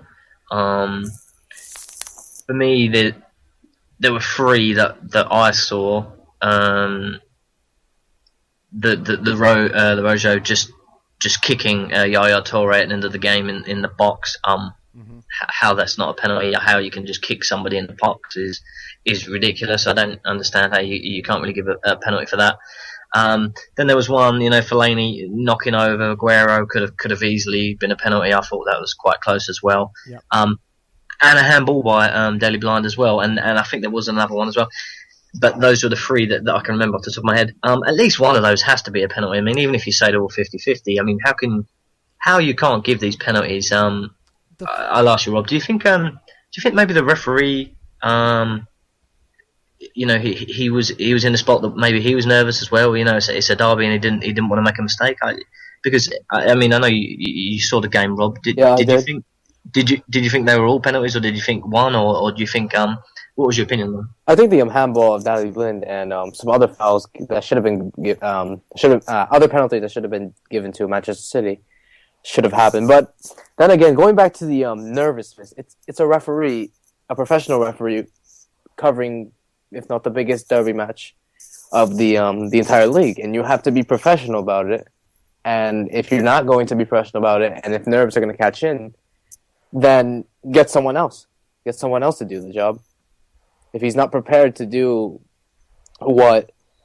the job, and have the fear that one side of the city is going to be applauding him and the other side is going to be hating on him, then why do it? Mm-hmm. I mean, I agree with you. I mean, and I know you saw him as well, Joe. I mean, would you have gave 1, 2, or 3? I mean, or what did you think? Did you think the referee couldn't handle the pressure? Or I do think the referee couldn't handle the pressure. The one penalty that I think he completely butchered, and I think SirBob will agree with me on this one, was the Fellaini kick in the back of the leg to Aguero in the box. The reason I say that is because the referee, on all replays, the referee was looking directly at the play. I mean, it was like he was looking at their feet, and he saw it, but he didn't call it. And it just amazes me. Maybe he thought there wasn't enough contact there, being it was such a big match, the derby and everything. But I mean, Aguero went right down. It was spikes to the back of the calf. I mean, he's got to make the call there. And the blind handball, I think, is another one that he should have definitely called. At least 2 of them he should have called. The match should not have finished 1-0, just based on the lack of calls. It should have been 3-0 or 4-0 at least. Yeah, I mean, I know. So Bob's saying, "Why would you get a referee that can't handle it?" And I think that's what we're trying to get over. I mean, Michael Oliver, no doubt they thought that he was good enough for this game. Or at least that's what you would think the referee committee would put in, a big higher class referee that wasn't going to be swayed by fans, but didn't quite turn out that way. I just think he didn't seem to be up with play, or I don't know, he wasn't quite there. And I think the only thing that you can take from this as a positive really is the fact that if Aguero doesn't score that goal for Man City, and then they don't take their chances and they don't get these penalties, and suddenly it's a 0-0 draw, and then we're talking about a Premier League title, and then Man City go on to lose the title by a point. These stupid things, this is professional football. These referees are getting paid a lot of money for a 90-minute job as well, and you just think, a multi-billion-pound industry. I don't understand how you can, if you make a mistake in a game, okay, people are going to forgive you. But if you're going to go and make 2-3 mistakes in a game in that period of time, I mean, I'm not being funny, but if you do that in any other job, then you're going to be sacked. But no doubt, this guy will, probably won't be put in a higher profile game and, be out of the limelight for a bit. But no doubt he's going to come back and do it again. And I don't know. I just think when you make that many mistakes, it's it can cause real big problems. But anyway, going back to the game. Man United, for me, there was absolutely no cutting edge up front. I think, especially after the sending off, but no real cutting edge, and never really worried City. Really, I mean, for me, the only chance I can really remember for Man United was the Fellaini chance. But apart from that, it was all Man City, and they bossed the game, deserved to win for me. And I'm glad they did, because we're talking about this. Like I said, if we hadn't, then I'm sure it would have made more news than it did. But it was a really heated affair, and you expect to see that in a derby, and it's good to see that in a derby. This is what football fans want to see. They want to see two big teams, but two big rivals go out in a game, because anyone that's a football fan knows that when you play your rivals in games like this, there's just so much emotion on the line that I can just imagine what it was like in the stands before Aguero puts that goal away. I mean, the frustration must have been huge. But the thing that would have wound him up before the game as well, I believe that and Van Gaal came out before the game and made a public statement saying that he felt after the City results of late that maybe they're not the biggest team in Manchester, and Man United still are the bigger team. And that for me was, I'm not sure if he was trying to do some mind games with Pellegrini. I don't know.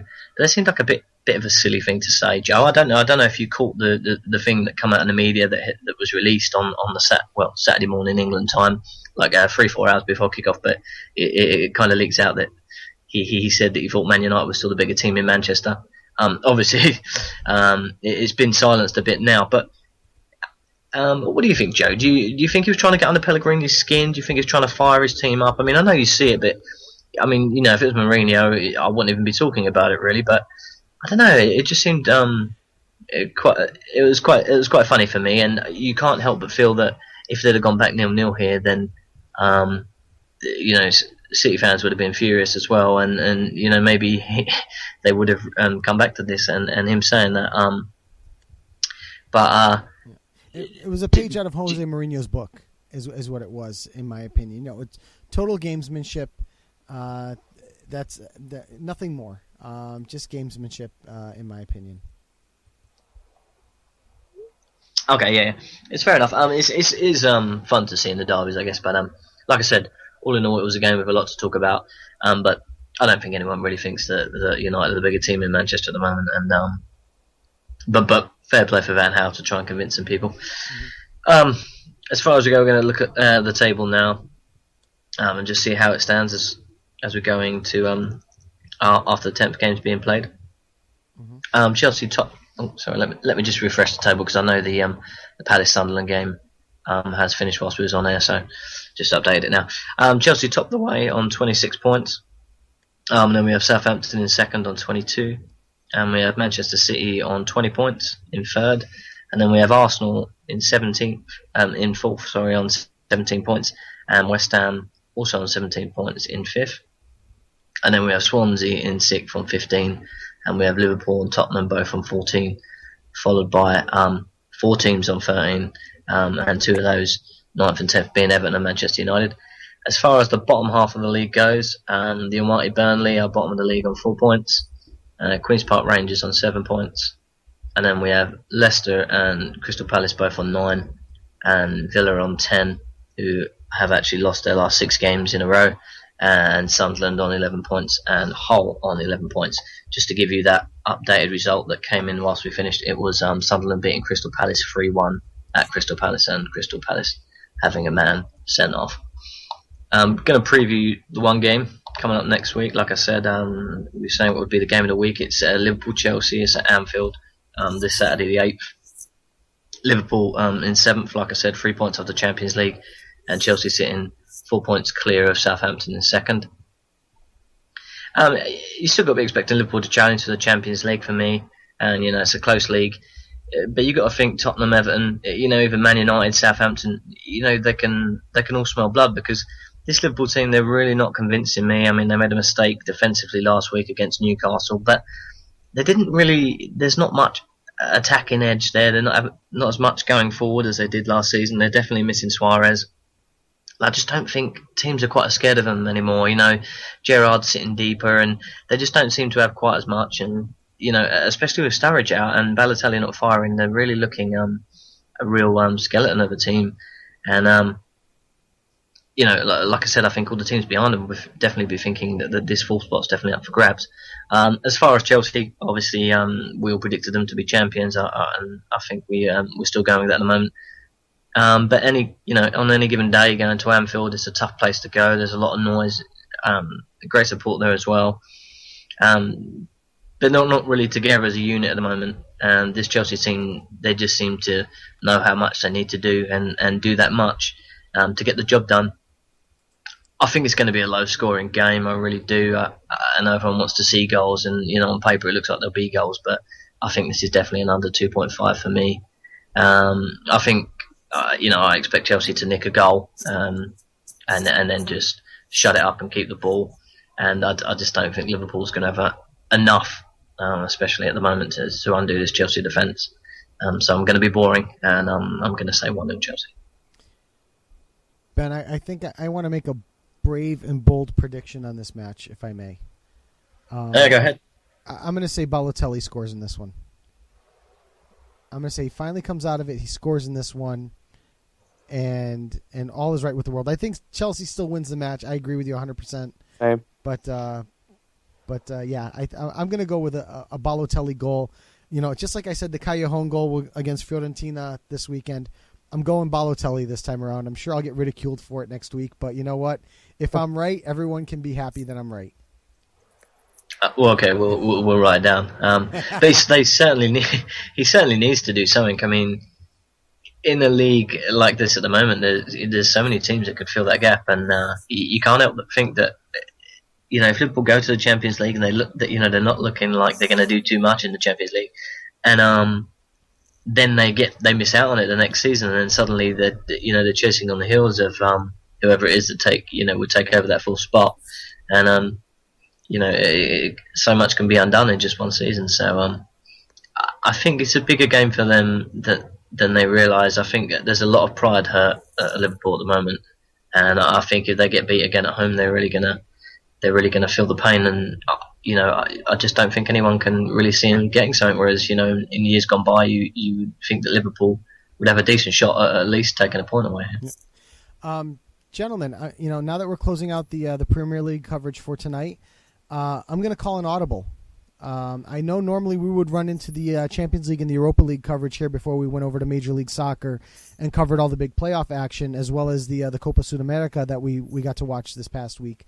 But as we were discussing the leagues, I was efforting Jeff Howard, who is a writer for Hound Sports, who covers the New York Red Bull, and asked him if he wouldn't mind coming on board and chatting with us about the Red Bulls' fantastic 2-0 win over DC United this week. He's agreed to come on the show, guys, at moment's notice. So if you want, I'm going to leave it up to my co-hosts here. If you want to go ahead and hit the Champions League and Europa League, we can do that. Or if you want, I can shoot him a message and have him call in now. It's up to you guys. What do you think? I'll bring him on if you want to bring him on. Yeah, go for it. Okay. So, go ahead. If you guys want to discuss anything else, I'll send him a message now and have him call us. I guess I'll make a quick mention if I have any time. All three of you saw the Copa Sudamerica match of Boca Juniors against Cerro Porteño. Yeah. Mm-hmm. I guess if I have any time to talk about the match, what do you guys think of the match? Honestly, it reminded me a lot of the Libertadores matches we watched with San Lorenzo and Nacional. Fast-paced action. I mean, passionate stands, but very, very fast-paced action. Ben, what did you think? Yeah, I thought it was a pretty decent game, really. I know Boca were underdogs before the games, but they didn't. For me, there wasn't really much in it, and I think that they were maybe a little unlucky to go away losing the game, really. And I definitely think they're going to fancy their chances on the turnaround in the second leg. And sorry, I just wanted to mistake you. You said Boca lost? Did I? I didn't, did I? I think Ben said that they lost. Was it? Oh, sorry, I must have got it confused. It was the score again? It was Boca just won 1-0 in Argentina. Yeah. Oh, sorry, it's it. Yeah, like I said, I meant to say Boca were lucky to get the result for me, but I mean it was a good game, and I think I must admit, I don't get to I didn't before Rob came on as a co-host see as much South American football as maybe I should have, and I think there's a lot of good football that comes out there, and like Joe said, it's played at a really quick pace, and I think it's good football, especially for the neutrals to watch as well. And the atmosphere at the stadiums, if you think about it. Yeah, I mean, you actually messaged us to say that the ground is absolutely bouncing, and as soon as I turned it on to watch the game, you could barely hear anything else. I mean, unfortunately I didn't have any English commentary, but it didn't matter anyway. You couldn't really hear the commentary. It was so loud that I think even the commentators were shouting just to get their point across. Oh, that's done normally. It's great to see though. It just shows the passion for football though. And it's that's what I said. It's maybe not given as much media attention in England, especially as like I said, as it should be, because it's really fun to watch. Well, yeah, I hope for that they can be able to broadcast the Copa America and the South American World Cup qualifiers when that happens for Russia in 4 years' time. Gentlemen, I'm going to cut in you real quickly because joining us right now from Hound Sports is Jeff Howard, who covers the New York Red Bull. Jeff, this is Joe Usello from Low Limit Football. How are you tonight? Good. How are you guys doing? Great. Thank you for joining us on Last Minute. I saw you pop up on Twitter, as my kids call it, and I'm like, you know what? We're going to jump into the Red Bull and we're going to talk about MLS now in a few minutes. Wouldn't it be great to have somebody on that we could chit chat about it, especially seeing your posts? Sure. So I'm going to introduce you to my co-hosts. My first co-host is a lot closer to you in southwestern Connecticut, is Rob Rojas. Rob, say hi to Jeff for us. Hi, Jeff. It's nice to meet you. Hey, Rob, how are you? And joining us from all the way across the pond in England is Ben Smith. Ben, say hi to Jeff, please. Hi, Jeff. It's nice to have you on the show. How you doing, Ben? So, again, thanks for joining us. One thing I wanted to mention was that with Ben, he doesn't get much MLS coverage over in England, but we're all happy to say that the three of us actually watched this match together, where we would watch the match and then comment on chat to each other. So it was a great match. Give us your quick little 2-second snippet of what you thought of the Red Bulls' first leg against DC United. I mean, obviously, I loved what I saw with them. Coming in only a few days earlier off the knockout match win, and coming in, everyone was kind of expecting maybe a little bit of fatigue on their part, but they really did not show it at all. The beginning, I felt the first 15, 20 minutes or so was a little bit sloppier on both sides between DC and New York, but New York just took over the game and just creating opportunity after opportunity, and I feel like they could have had a few more goals than even the two that they did score, and then they got their momentum now, and they can get to the top, and I really feel that way about them. Mm-hmm. It's funny. Those are my thoughts exactly. The first, I'd say, 15, 20 minutes of all the MLS action we saw leading up, even the play-in match against Sporting KC and the Vancouver-Dallas match that we had that leading up to the Dallas-Seattle matchup. It was really like the most boring 20 minutes of MLS football I'd seen in a long time, and I was like, oh, it can't be. With all the talent that's on the pitch right now, between Espindola, between guys like Bill Hamid, who can make a fantastic save at a moment's notice over DC, you've got Eddie Johnson, you've got Chris Pontius on the pitch, and then on the other side, Thierry Henry, Bradley Wright Phillips, Lloyd Sam has been playing well. It just seemed to me like there was way too much juice on the pitch to have a boring match, and then, like you said, the Red Bull seemed to step it up a little bit, take it to DC United, and really leading to a fantastic goal by Bradley Wright Phillips and a wonderful piece of magic from Thierry Henry. Right, exactly. And I feel like they, obviously you look at Henry with the play that he's been putting forth, and just the other guys that have stepped in. I mean, even before the match. Pecky decided to play Peggy Leondela instead of Tim Cahill to start him, and that made him look like a genius. I mean, he created numerous opportunities himself on his own, and he did lead to one of the goals, and then finally scored the dagger in the second half. So I think that in addition to those big names, these other guys have really come up big lately. Yeah, and you bring up another name in Peggy Leondela. Who's a fantastic talent in my opinion. Really been somebody that I've been really impressed with lately. Give me a little bit of background on him. He's been good. He's one of the older guys on the team, but he's come through, and he really does have the background that it's coming in, and he's been a sub, he's been a starter, he's done it all, but he's really just come in of late, like I said, and really created the opportunities that have led to some of the goals that have been scored, especially in the last few matches. Okay. I'm going to throw you over to my co-host, Rob. I know Rob has a question for you. Yes, I do. Hi, Jeff. I have a question. What do you think the Red Bull have to do in order to hold their 2-0 result in the first leg going into Washington on the 8th? I think that they, the chemistry that they've shown of late, obviously yesterday, Thursday, the one kind of off night or off match was Columbus, and they just were not themselves that match. You could see it. It just appeared they didn't have the heart in that match, and they've come out with that heart the last few games, and they have to keep up with it. And like I said, they have the star players that are gonna be out there and contribute. And you have the other guys that are stepping up too. I think on defense, one of the guys, Olave, he has really stepped up, and he's, one of the unsung heroes for the squad. And I think that these are the guys that have to keep up the play at the pace that they're going, and, it's going to come together. Just keep the heart, keep the desire, and they're going to go in. They didn't even concede a goal yesterday, which is huge, obviously. DC didn't get that away goal to have that advantage going into Saturday. And I think that they can really come away with this one and move on to the next round. All right, just a follow-up. If they do end up advancing, do you see them playing against the New England Revolution? Or do you see yes, I do. I think New England's come out like crazy. I think they won the last 8 of the 9 matches going into Saturday, and they're pretty much on fire, and they look to be the team to beat. But again, like I said, after Thursday's win and yesterday's convincing win, I think Red Bulls are right up there, and I think they have just as much opportunity to get out of the East.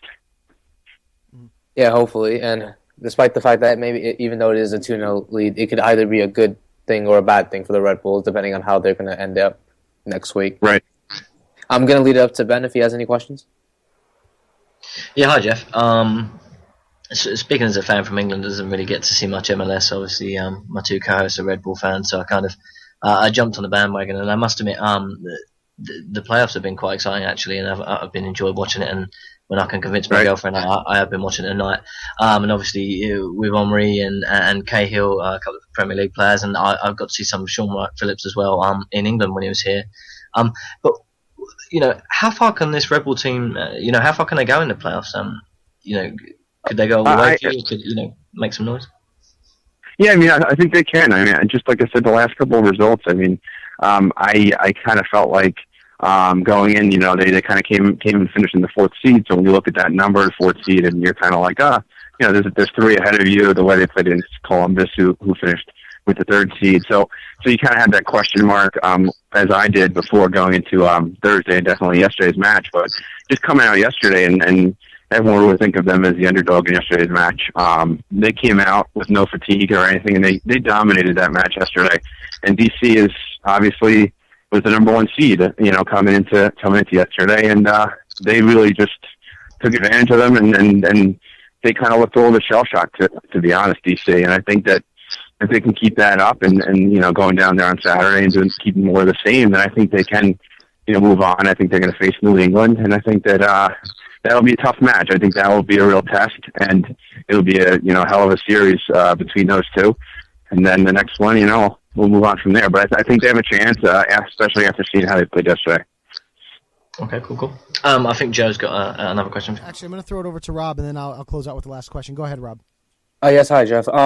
Given the results that they've been showing in the MLS in the recently, what do you think happened in the CONCACAF Champions League? Do you think something happened there that wasn't expected during the regular season, or something that should have been expected? What happened? Sorry, repeat the question? I said, what do you think is the reason for the failure of the New York Red Bulls advancing out of their group in the CONCACAF Champions League group stage? I think that, after the start that they faced, and I think that, the main focus was on MLS, and I think that it became one of the side tournaments that maybe they didn't have the heart or desire that they really wanted to move ahead, and without that, obviously, you can't really move on in that area. And obviously, the last match or so is, they played all the reserves. They knew that they were eliminated already, so they really, they focused on MLS. They rested the guys and wanted to, have them for the huge playoff push here. Okay, we'll lead it up to Joe, if you have any questions. Yeah, back to me. I just have one more. I know we took you in on short notice, thanks for joining us. Obviously, going back to DC now this coming weekend, up 2-0, held DC off the board with an away goal, which is going to be crucial. Aside from scoring an away goal and really locking this thing up, what are your keys to advancing for the Red Bull? Like I said, just to keep the same chemistry, to keep the same guys out there. Obviously, they showed the chemistry yesterday. They had the opportunities, and they proved that they can do it. And they took on a number one seed, and like I said, completely dominated. Keeping the same pressure on. That's the other thing I noticed about yesterday was that even when they went up the one goal, they really didn't take off the pressure. They didn't sit back and kind of change their mindset to defensive approach. They kept pushing, and really they were in that, time of possession was 52% to DC, but that honestly surprised me when I looked at that stat after the game. They, Red Bulls just kept on going. They had double the number of shots and almost triple the number of shots on goal, on shots on target, I should say. So I think more of the same. Just keep that pressure up. Don't sit back. They're up 2-0, but it's really just half of the series is done. You have the other half on Saturday. Keep pushing and keep playing the way they have been and try and come in on top of this one. And looking forward, because I mean, not to put them through to the next round, but I think it's going to be pretty close. And with the 4 away goals that the Revolution scored on Saturday, it's pretty much a done deal for them. I don't see I don't see it happening. Do you think the Red Bull can challenge the Revolution the way they're playing right now, and what would be the keys to victory there? I think they can. Honestly, I think they can. I mean, obviously, New England's a hot team right now.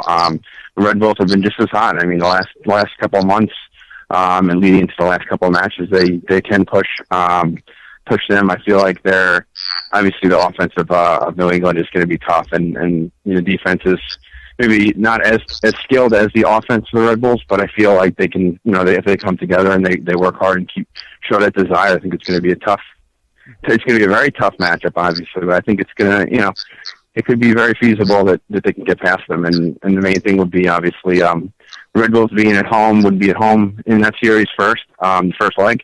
And I think if they can, even show more of the same as what they did yesterday, maybe go up 1 goal or keep them from scoring a goal, that would be a nice full springboard into, going up to Foxborough for the second leg. Definitely that, and maybe, maybe finding a way to distract Lee Win. Maybe he's a little late to the pitch or something. I think wouldn't hurt at all either. That's for sure. So I'm gonna No, he's been on fire for them, definitely. Yeah, I'm gonna throw you over to Ben for the last question of the night, and then we'll let you go. Sure. Just Jeff, just quickly before we go, just gonna get a prediction from you. Who do you think is going to win the playoffs? If you had to pick. Who do I think is going to win the MLS Cup? Yeah. I'd like to say the Red Bulls, I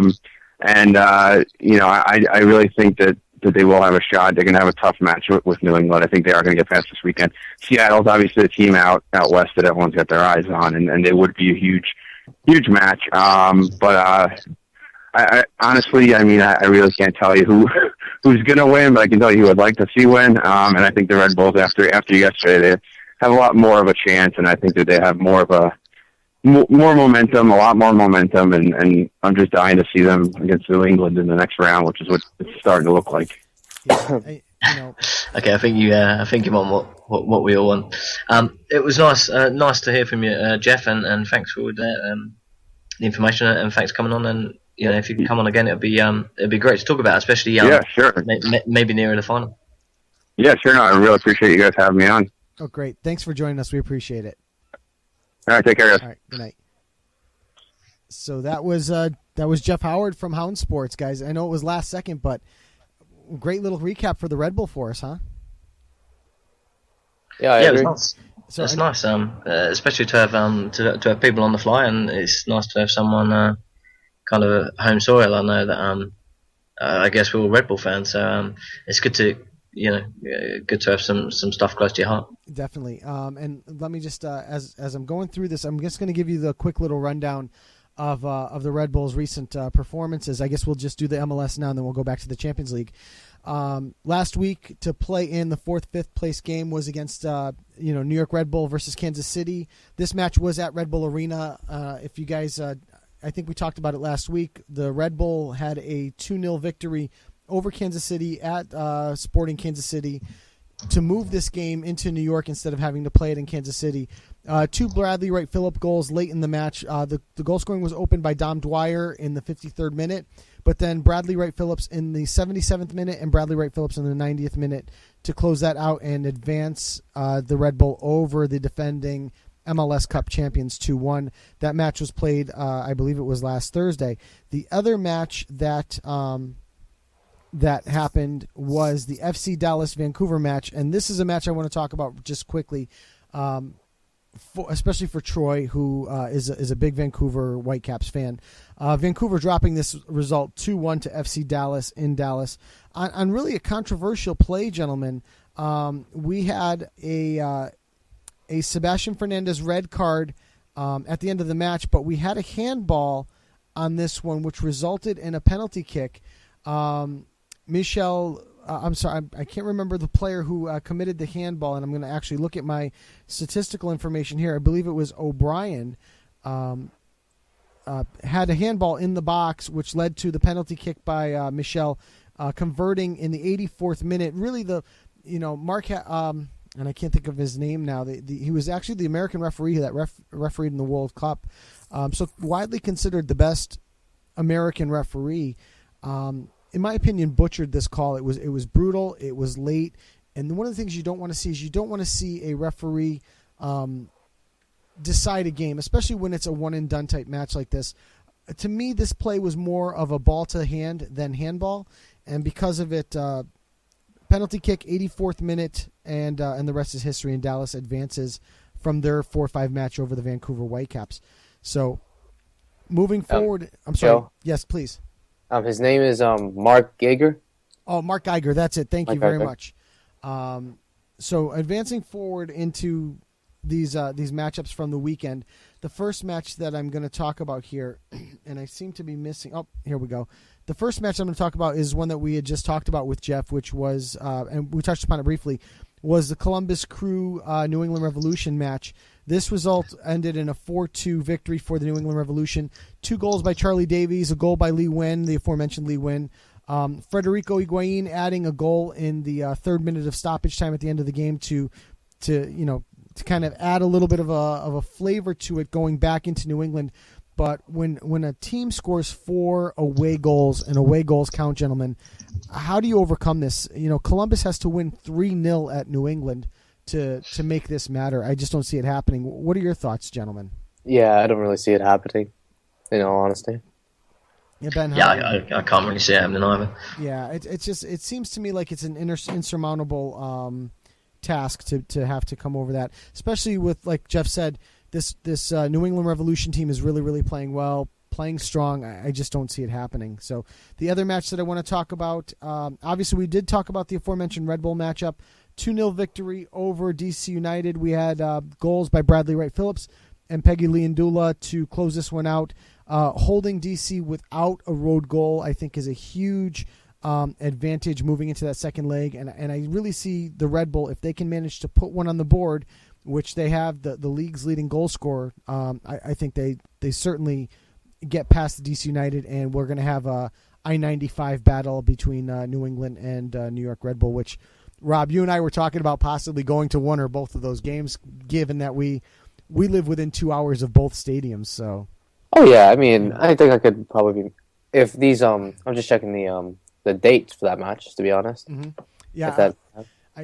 While you're efforting that, I'm going to go into the other scores. Moving over into the Western Conference. So the first matchup we talked about is the LA Galaxy and Real Salt Lake. This match ended in a 0-0 draw, and this was at the Rio Tinto Stadium in Salt Lake. So the LA Galaxy really going, in my opinion, and this is one that we've talked about before, this type of situation, I've got to think, gentlemen, that Salt Lake really does have an advantage here at this one. You've held the LA Galaxy to a 0-0 draw. Basically, you're going into a match where all your goals count double. Ben, what are your thoughts on that? Yeah, I mean, you could look at it like that, but at the same time, LA Galaxy get to play a one-off game with home support. So there's two sides to every coin. But I don't know. I think this Galaxy team, it looks like a decent team, and like I said, it's another team that I do like to watch play.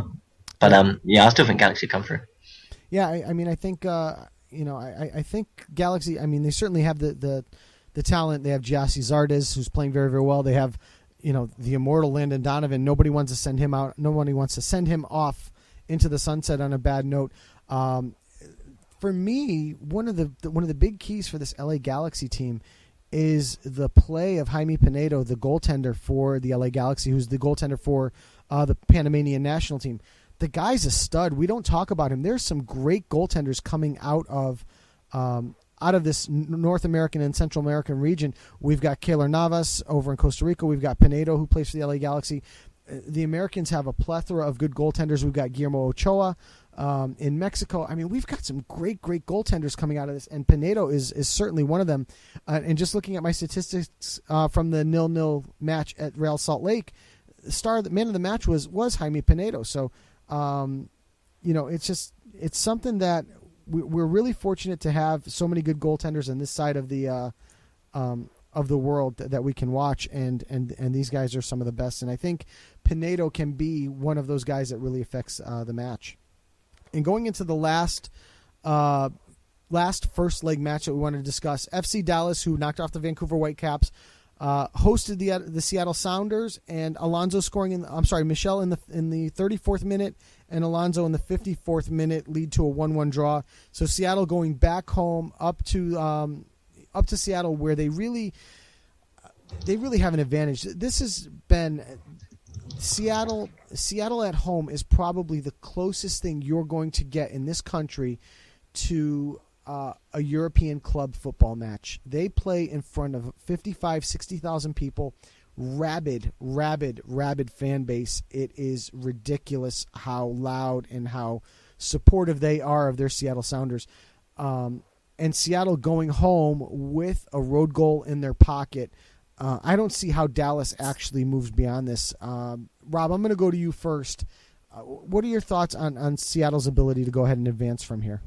I think the home field advantage also plays a difference with the fans and all that. But given the talent that the Seattle Sounders team has, I really think it could be done in Seattle. I mean, they were able to get the hard-earned point in Dallas with the 1-1 draw, which would work in favor more of I would say both clubs at the same time, because if Dallas does score, then Seattle would have to score 2, stuff like that. But I think with the advantages of the players that Seattle has and the atmosphere over there, the odds are more in favor to Seattle, especially with players like I agree. Opemi Martin, DeAndre Yedlin from Dempsey. I think it goes to show that Seattle can really make a dent in order to make it to the conference finals. I concur completely. So moving forward, the second legs of these matchups are going to begin on Saturday with the DC United matchup against the New York Red Bull. That match, just doing my quick match, looks like it's at a 2:30 start time on Saturday Eastern. Yep. And then on Sunday we have a 5 o'clock start for the New England Revolution Columbus Crew match, followed by a 7:30 start between the LA Galaxy and Real Salt Lake on Sunday. And then on Monday, we're going to see that Seattle Sounder matchup. That looks like a 10:30 matchup Eastern time. Yep. Seattle Sounders FC Dallas to decide who will advance to our Final Four of MLS Cup. Which I actually have the dates for the Eastern Conference Finals. Go for it. The 23rd will be on a Sunday, so Sunday the 23rd will be the first leg, and the second leg will be on the 29th, which is a Saturday. Excellent. Okay, so we and so now we're talking with the I think if the Red Bulls do qualify, they get the first leg on the 23rd, and the second leg will be in New England. So we're actually looking at a Thanksgiving weekend exactly matchup. That's going to probably happen in New England. That's going to be fantastic. So, oh. You know what? I'll tell you what. Let's do this before we go over to the Champions League and the Europa League. Let's keep it on this side of the pond. And Rob, why don't you hit up the Copa Sudamerica? We'll do our Champions League, Europa League stuff. We'll rehash Man City, Man United, and we'll call it a night. Yeah. Yes, I shall. We will go all the way to South America for the Copa Sudamericana. Start off the first two matches. You had Atlético Nacional Colombia winning 1-0 against Universidad César Vallejo in Colombia. Also that day, I think you guys were watching this match as well. Estudiantes against River Plate. Yeah, yes, I did see some of that. Yeah, River Plate went on to win 2-1 in La Plata, the home stadium Estudiantes. Okay. The following day on the 30th, saw São Paulo beat 4-2 the Emelec of Ecuador in São Paulo. And the match that all three of us were watching that day, Boca Juniors 1-0 over Cerro Porteño in La Bombonera. That's right. Yeah. The two matches I think I'm gonna mostly focus on will be the River Plate Estudiantes match. Obviously, River Plate have the huge advantage getting the away win. Obviously, they're two Argentine clubs, so given the different stadiums, River Plate seem to have the advantage, getting the 2-1 win in La Plata. So going to their home stadium, El Monumental, will give them the advantage of being able to qualify for the semifinals. Mm-hmm. And the other match I think I would like to cover would be Cerro Porteño against Boca in Paraguay on Thursday. I personally think that's going to be a great match. It's 1-0 a Boca's favor, and Cerro Porteño could be able to get the at least a 2-0 victory, if not 1-0, maybe go to penalties and settle it like that. But I think it's going to be more dangerous for Cerro Porteño because if Boca do indeed be able to score in that match, then it's going to be really, really difficult for Cerro Porteño to be able to score goals and for them to qualify to the semifinals. But if the scores do stand, Atlético Nacional will be playing Sao Paulo in the semifinals, and a Super Clásico semifinal between Boca Juniors and River Plate. Obviously, I don't want to see that because I really want my family club Cerro Porteño to win it, but wouldn't it be interesting to see a Boca River Plate for the semifinals of a continental competition? That's an aggressive semifinal, that's for sure. Yeah. Why don't we just have? It's like the I guess I'll use the example. It's like Barcelona Real Madrid. I was just going to say that. Why don't we just have Barcelona Real Madrid play for the semifinal of the Champions League this year while we're at it? Exactly. So either way, whatever happens, if the River Plate result does go and stand, whoever wins that Boca Cerro match, it's really going to be an interesting one, no matter what. Yeah, no doubt about it. So, and those matches are this week, right, Rob? I think you said. Yep. The Nacional Cesar Vallejo game and the MLX Sao Paulo game is on the 5th, which is Wednesday.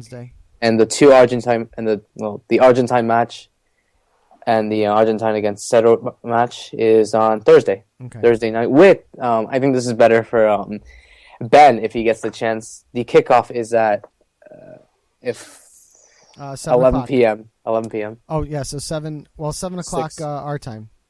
Cerro Porteño Boca Juniors is 1900 hours. So yeah, but that's Paraguayan time. So here would be. Just check real quick. It will be at 6 o'clock. Oh, so Ben, that's gonna be an early start for you. Yep, 11 p.m. Oh, 11 p.m. Oh, that's not too bad. I can watch that. Yeah, like I said, I think Sarah played pretty decent in the first leg, and I think it'd be an interesting game because, like Rob said, you don't want to let Boca score, but obviously Sarah got to come out and get a goal. But when there's only one goal in it, I don't think there's any need to panic in this. It'd be nice to see them progress. I know Boca River will be a crazy game, but it'd be nice to see Sarah go and play River, and then maybe keep the fairy tale going, and they can beat River as well. And also, I guess, and the continue the long tradition for the last year or so of a Paraguayan club advancing to the final of a South American competition. Because Nacional making the final this year and Olimpia making it last year in the Copa Libertadores. Yeah, that's right. Yep. So that would be something. That would certainly be something to see. Oh, no doubt about it. So I think this would be something to end the year, especially for this country that didn't qualify for the World Cup. So they need to give something for the clubs. Right, but we've also had people on and talked about that. Paraguay is certainly up and coming in terms of their ability to qualify for things like the Copa, whether it be the Copa America or even the World Cup. I think there's somebody that certainly bears watching sometime in the near future because they've got a lot of young talent and I think we're going to see great things from them. So yep, absolutely. Yeah. So let's move over to. Let's move over to the Champions League, guys. So we've got there are obviously no scores to talk about. We've got strictly matches to preview coming up this week. But let's dig into it real quick and see the various matchups that we've got coming up. I just got to load up my stuff here really quick. So coming up on this Tuesday, and again, gentlemen, these are the return legs of the various matches that we saw a couple of weeks ago. Zenit St. Petersburg versus Bayer Leverkusen, Benfica Monaco, Arsenal Anderlecht, Borussia Dortmund Galatasaray, Malmo Atletico Madrid, Juventus Olympiacos, Basel Ludogorets, and Real Madrid Liverpool. Just want to kick back to the previous results of this particular batch.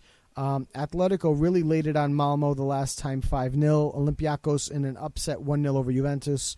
Ludogorets 1-0 in an upset over our 10-man Basel. Real Madrid 3-0 over Liverpool. That was at Anfield. Bayer Leverkusen 2-0 over Zenit. Monaco and Benfica 0-0 draw. Anderlecht losing at home to Arsenal 2-1. And Dortmund, the previously mentioned faltering Borussia Dortmund 4-0. Schizophrenic. Yeah, 4-0 over Galatasaray. So, of the results we're looking at here, Rob, I'm going to go to you first. What results do you think are out of the ordinary to where we're going to see something different coming up tomorrow? Oh, obviously, I think the Olympiacos result Okay. back in Athens a few weeks ago, is obviously the main key point. I think Juventus are going to be back with a strong team, I believe. No one's going to be suspended for this match or injured.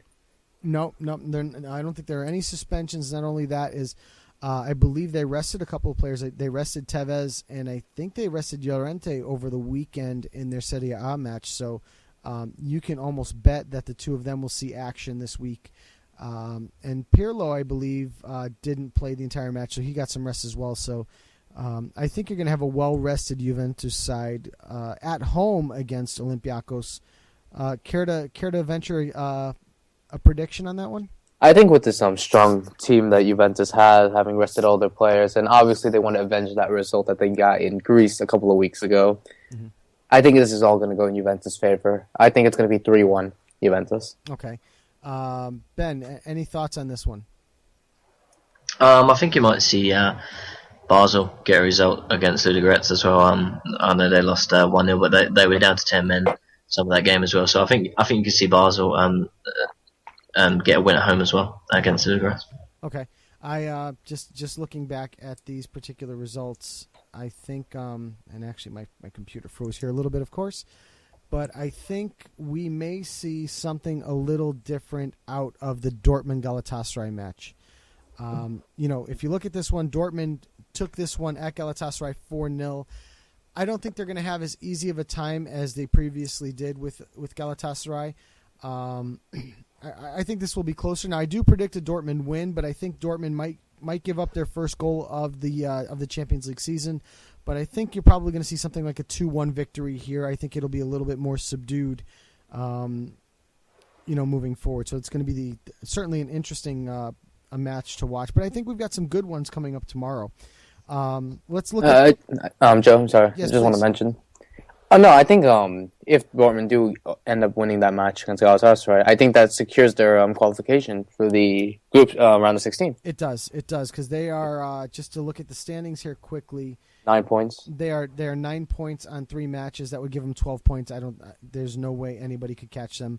Yep. Even if Arsenal did, they would move through as the second place team in the group. So Anderlecht and Galatasaray would certainly be eliminated at that point. But let's look at the Wednesday matches, and obviously we've got an important one right off the bat at the top of my list: Man City, CSKA Moscow. We've got Bayern Munich, Roma, Paris Saint-Germain, Apoel. We have Ajax, Barcelona, Sporting, Schalke, Maribor, Chelsea, Shakhtar Donetsk, Bate, and Athletic FC Porto. So obviously, without discussing the Man City match. Ben, I'll go to you first. Any thoughts on this grouping? Anything you think you're going to see differently? I think Man City will beat CSKA. I think they need to, and they need to. So I would expect Man City to get the result there. Obviously, they'll get to play in front of some fans as well, which will be different. I think you'll see a lot of results go the same way. I still expect Barcelona to take the points at Ajax. I think possibly Schalke will get an even better result at Sporting. I think although Sporting performed really well on the day, I do think Schalke are the better team. Mm-hmm.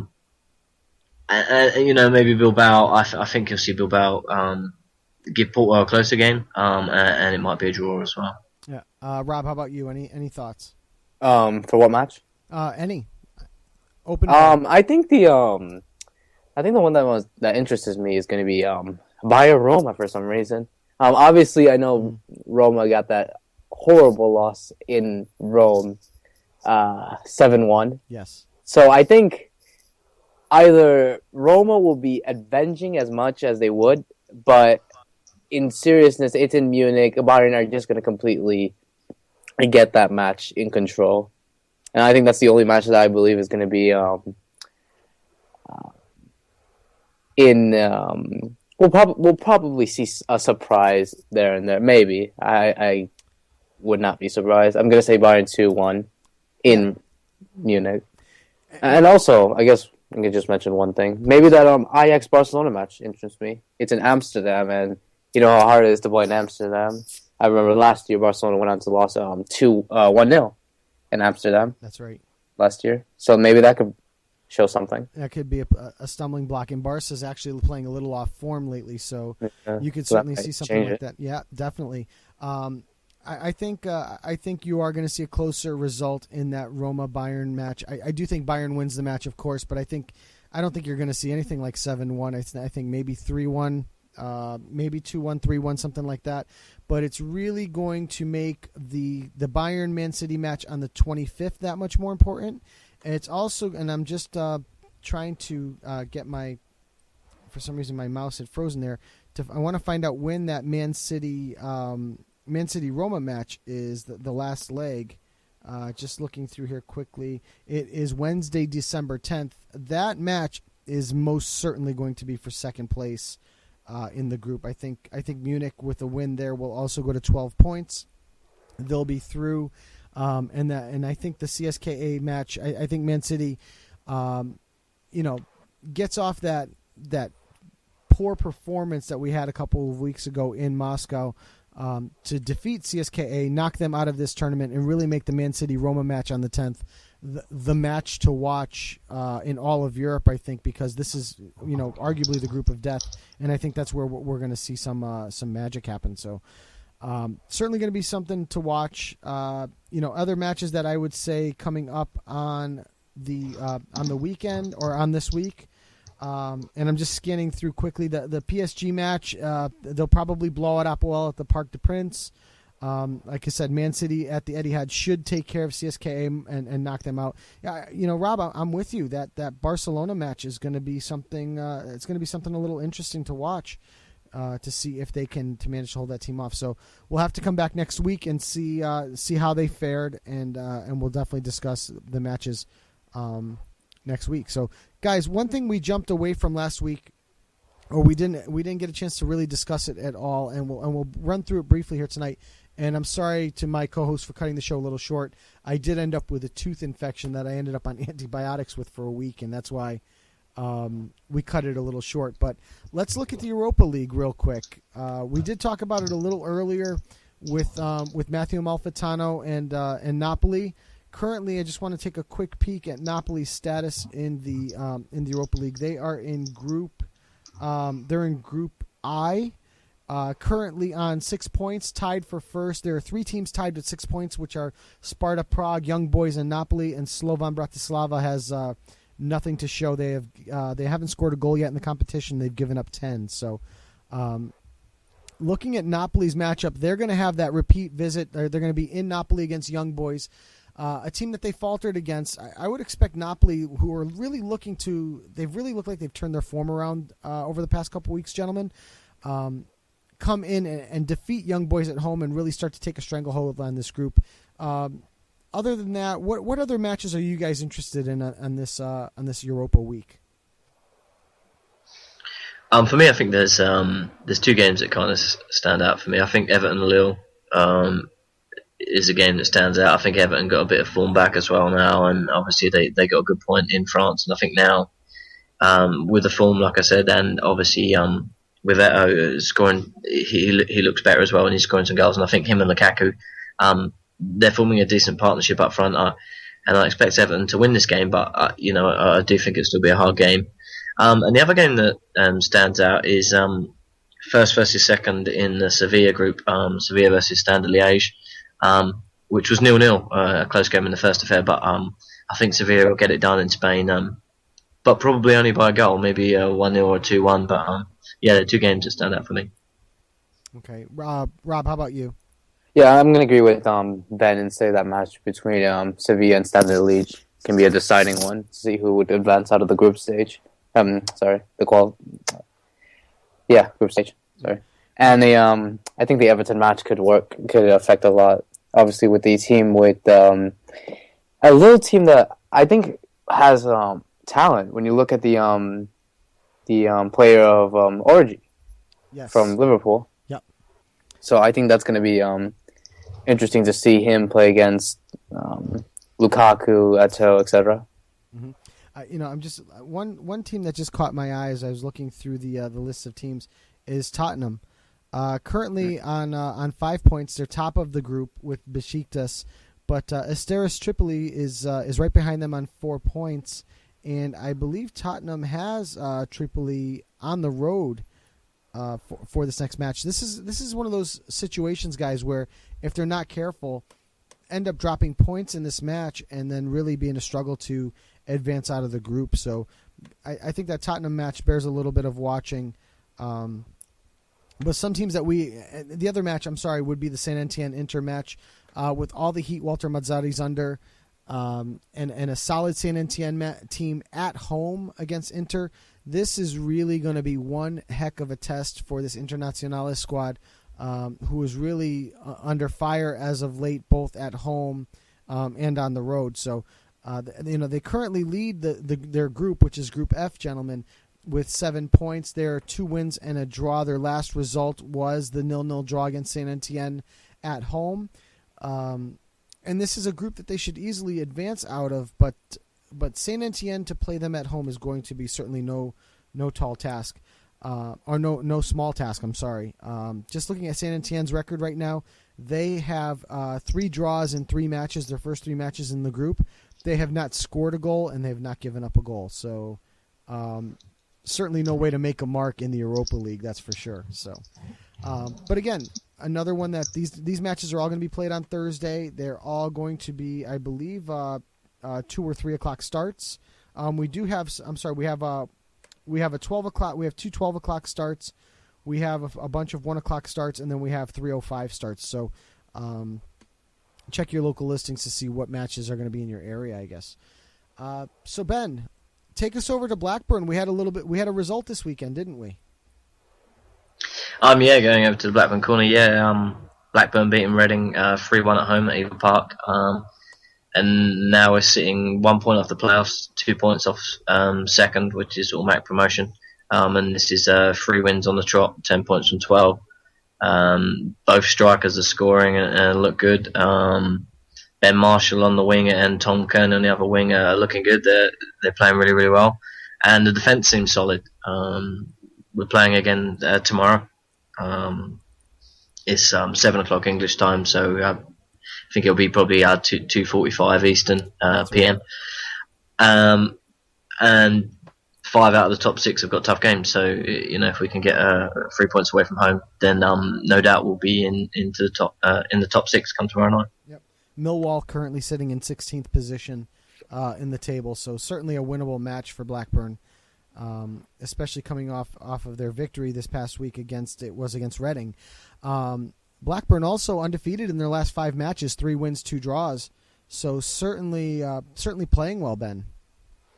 Yeah, I mean, it's the best I've seen them play probably in 2 or 3 years. I do think that the 2 wingers and 2 strikers, like I said, are playing really well, and the defence seems to be working well together. And that was always the problem, really. I think now, reading a few quotes from the players, that they've come out and said we can score against anyone. So if we keep it tight, then we'll definitely be there or thereabouts. Yeah.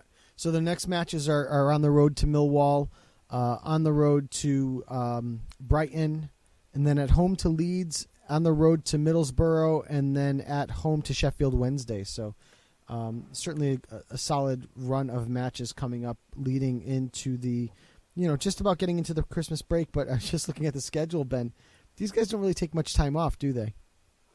No, that's the thing with the Championship. There's 46 game season because there's 24 teams in the Championship. So you do see a lot of midweek games. As I said, like we've got another game tomorrow, and obviously the Christmas period is quite hectic. But like I said, another thing that's quite impressive that we're this close is we've had quite a lot of tough games, and the next basically all the games coming up to Christmas, there's really only 2 games that I would say are games that it'll be tough to get points.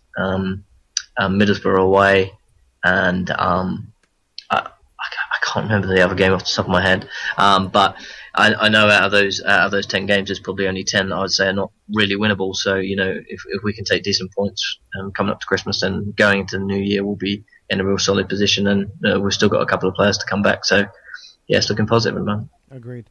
So let's close it out. Last stop of the night, as always, because he waits ever so patiently, is his corner, SirBob ManCity Corner. Originally, we were going to break down the Manchester Derby, but we really kind of did that already, didn't we, boys? Yeah, I think we did. Yeah, so let's, For sure. Ben, let's get into their upcoming Europa match. The other thing I probably would want to look at is what their upcoming schedule is. So, I'm sorry, not their Europa match, their Champions League match. Obviously they're going to have a tough one against CSKA. They dropped the 2-2 draw where they dropped points in Moscow, something that they should have easily won.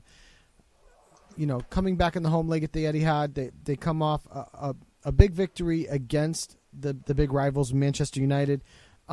Personally, Ben and Rob, I would have thought that they would have fared a little bit better, especially when they're up for an hour, up a man, to only manage one goal, guys. Do you think maybe they're just not ready to knock off this Moscow side? Ben, go ahead. I think go on. I think that they'll beat this Moscow team quite easily. I think they were unlucky against CSK. I don't think they would have smashed them, but I do think they was unlucky with a couple of decisions, and they did deserve to edge that game for me. And then on top of the crazy crowd problems as well, I think it was a bit of a freak result for me. I don't see anything other than a Man City win, and I think they know that as well. Like, this is basically their Champions League in a barrel. Really, if they don't beat Moscow, that's it. They're out for me. Mm-hmm. No, absolutely. Yep. Yeah. They're in big trouble if they don't beat Moscow. I shouldn't say that. If they at least draw Moscow, because you can almost count on the Roma loss to Bayern Munich.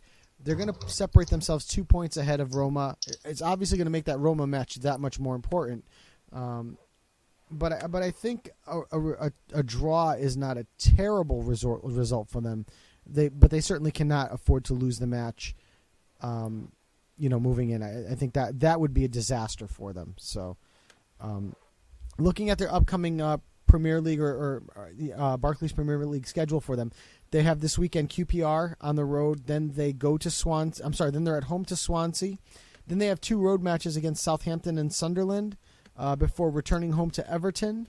Then they've got the big match against Roma on the 10th in Rome. Then they're going to have Leicester on the road. They have Crystal Palace at home, and then West Bromwich Albion on the road. So, and then closing out the new year with on the 28th at home to Ben's second favorite team, Burnley. So, certainly in terms of looking at their league run, the Swansea match could be a little tricky. The Southampton match could certainly be a little tricky, and the Everton match could be a little difficult. But other than that, it looks to me like win, all the way up to when they come back. When they come back from the break, they go to Everton. I apologize. They actually play at Sunderland. At home to Sunderland on New Year's Day. Then they go on the break, come back on the 10th, and play Everton on the road. Then they play Arsenal at home, and then Chelsea at Stamford Bridge. So they've really got a stretch of 3 matches there: Everton, Arsenal, Chelsea.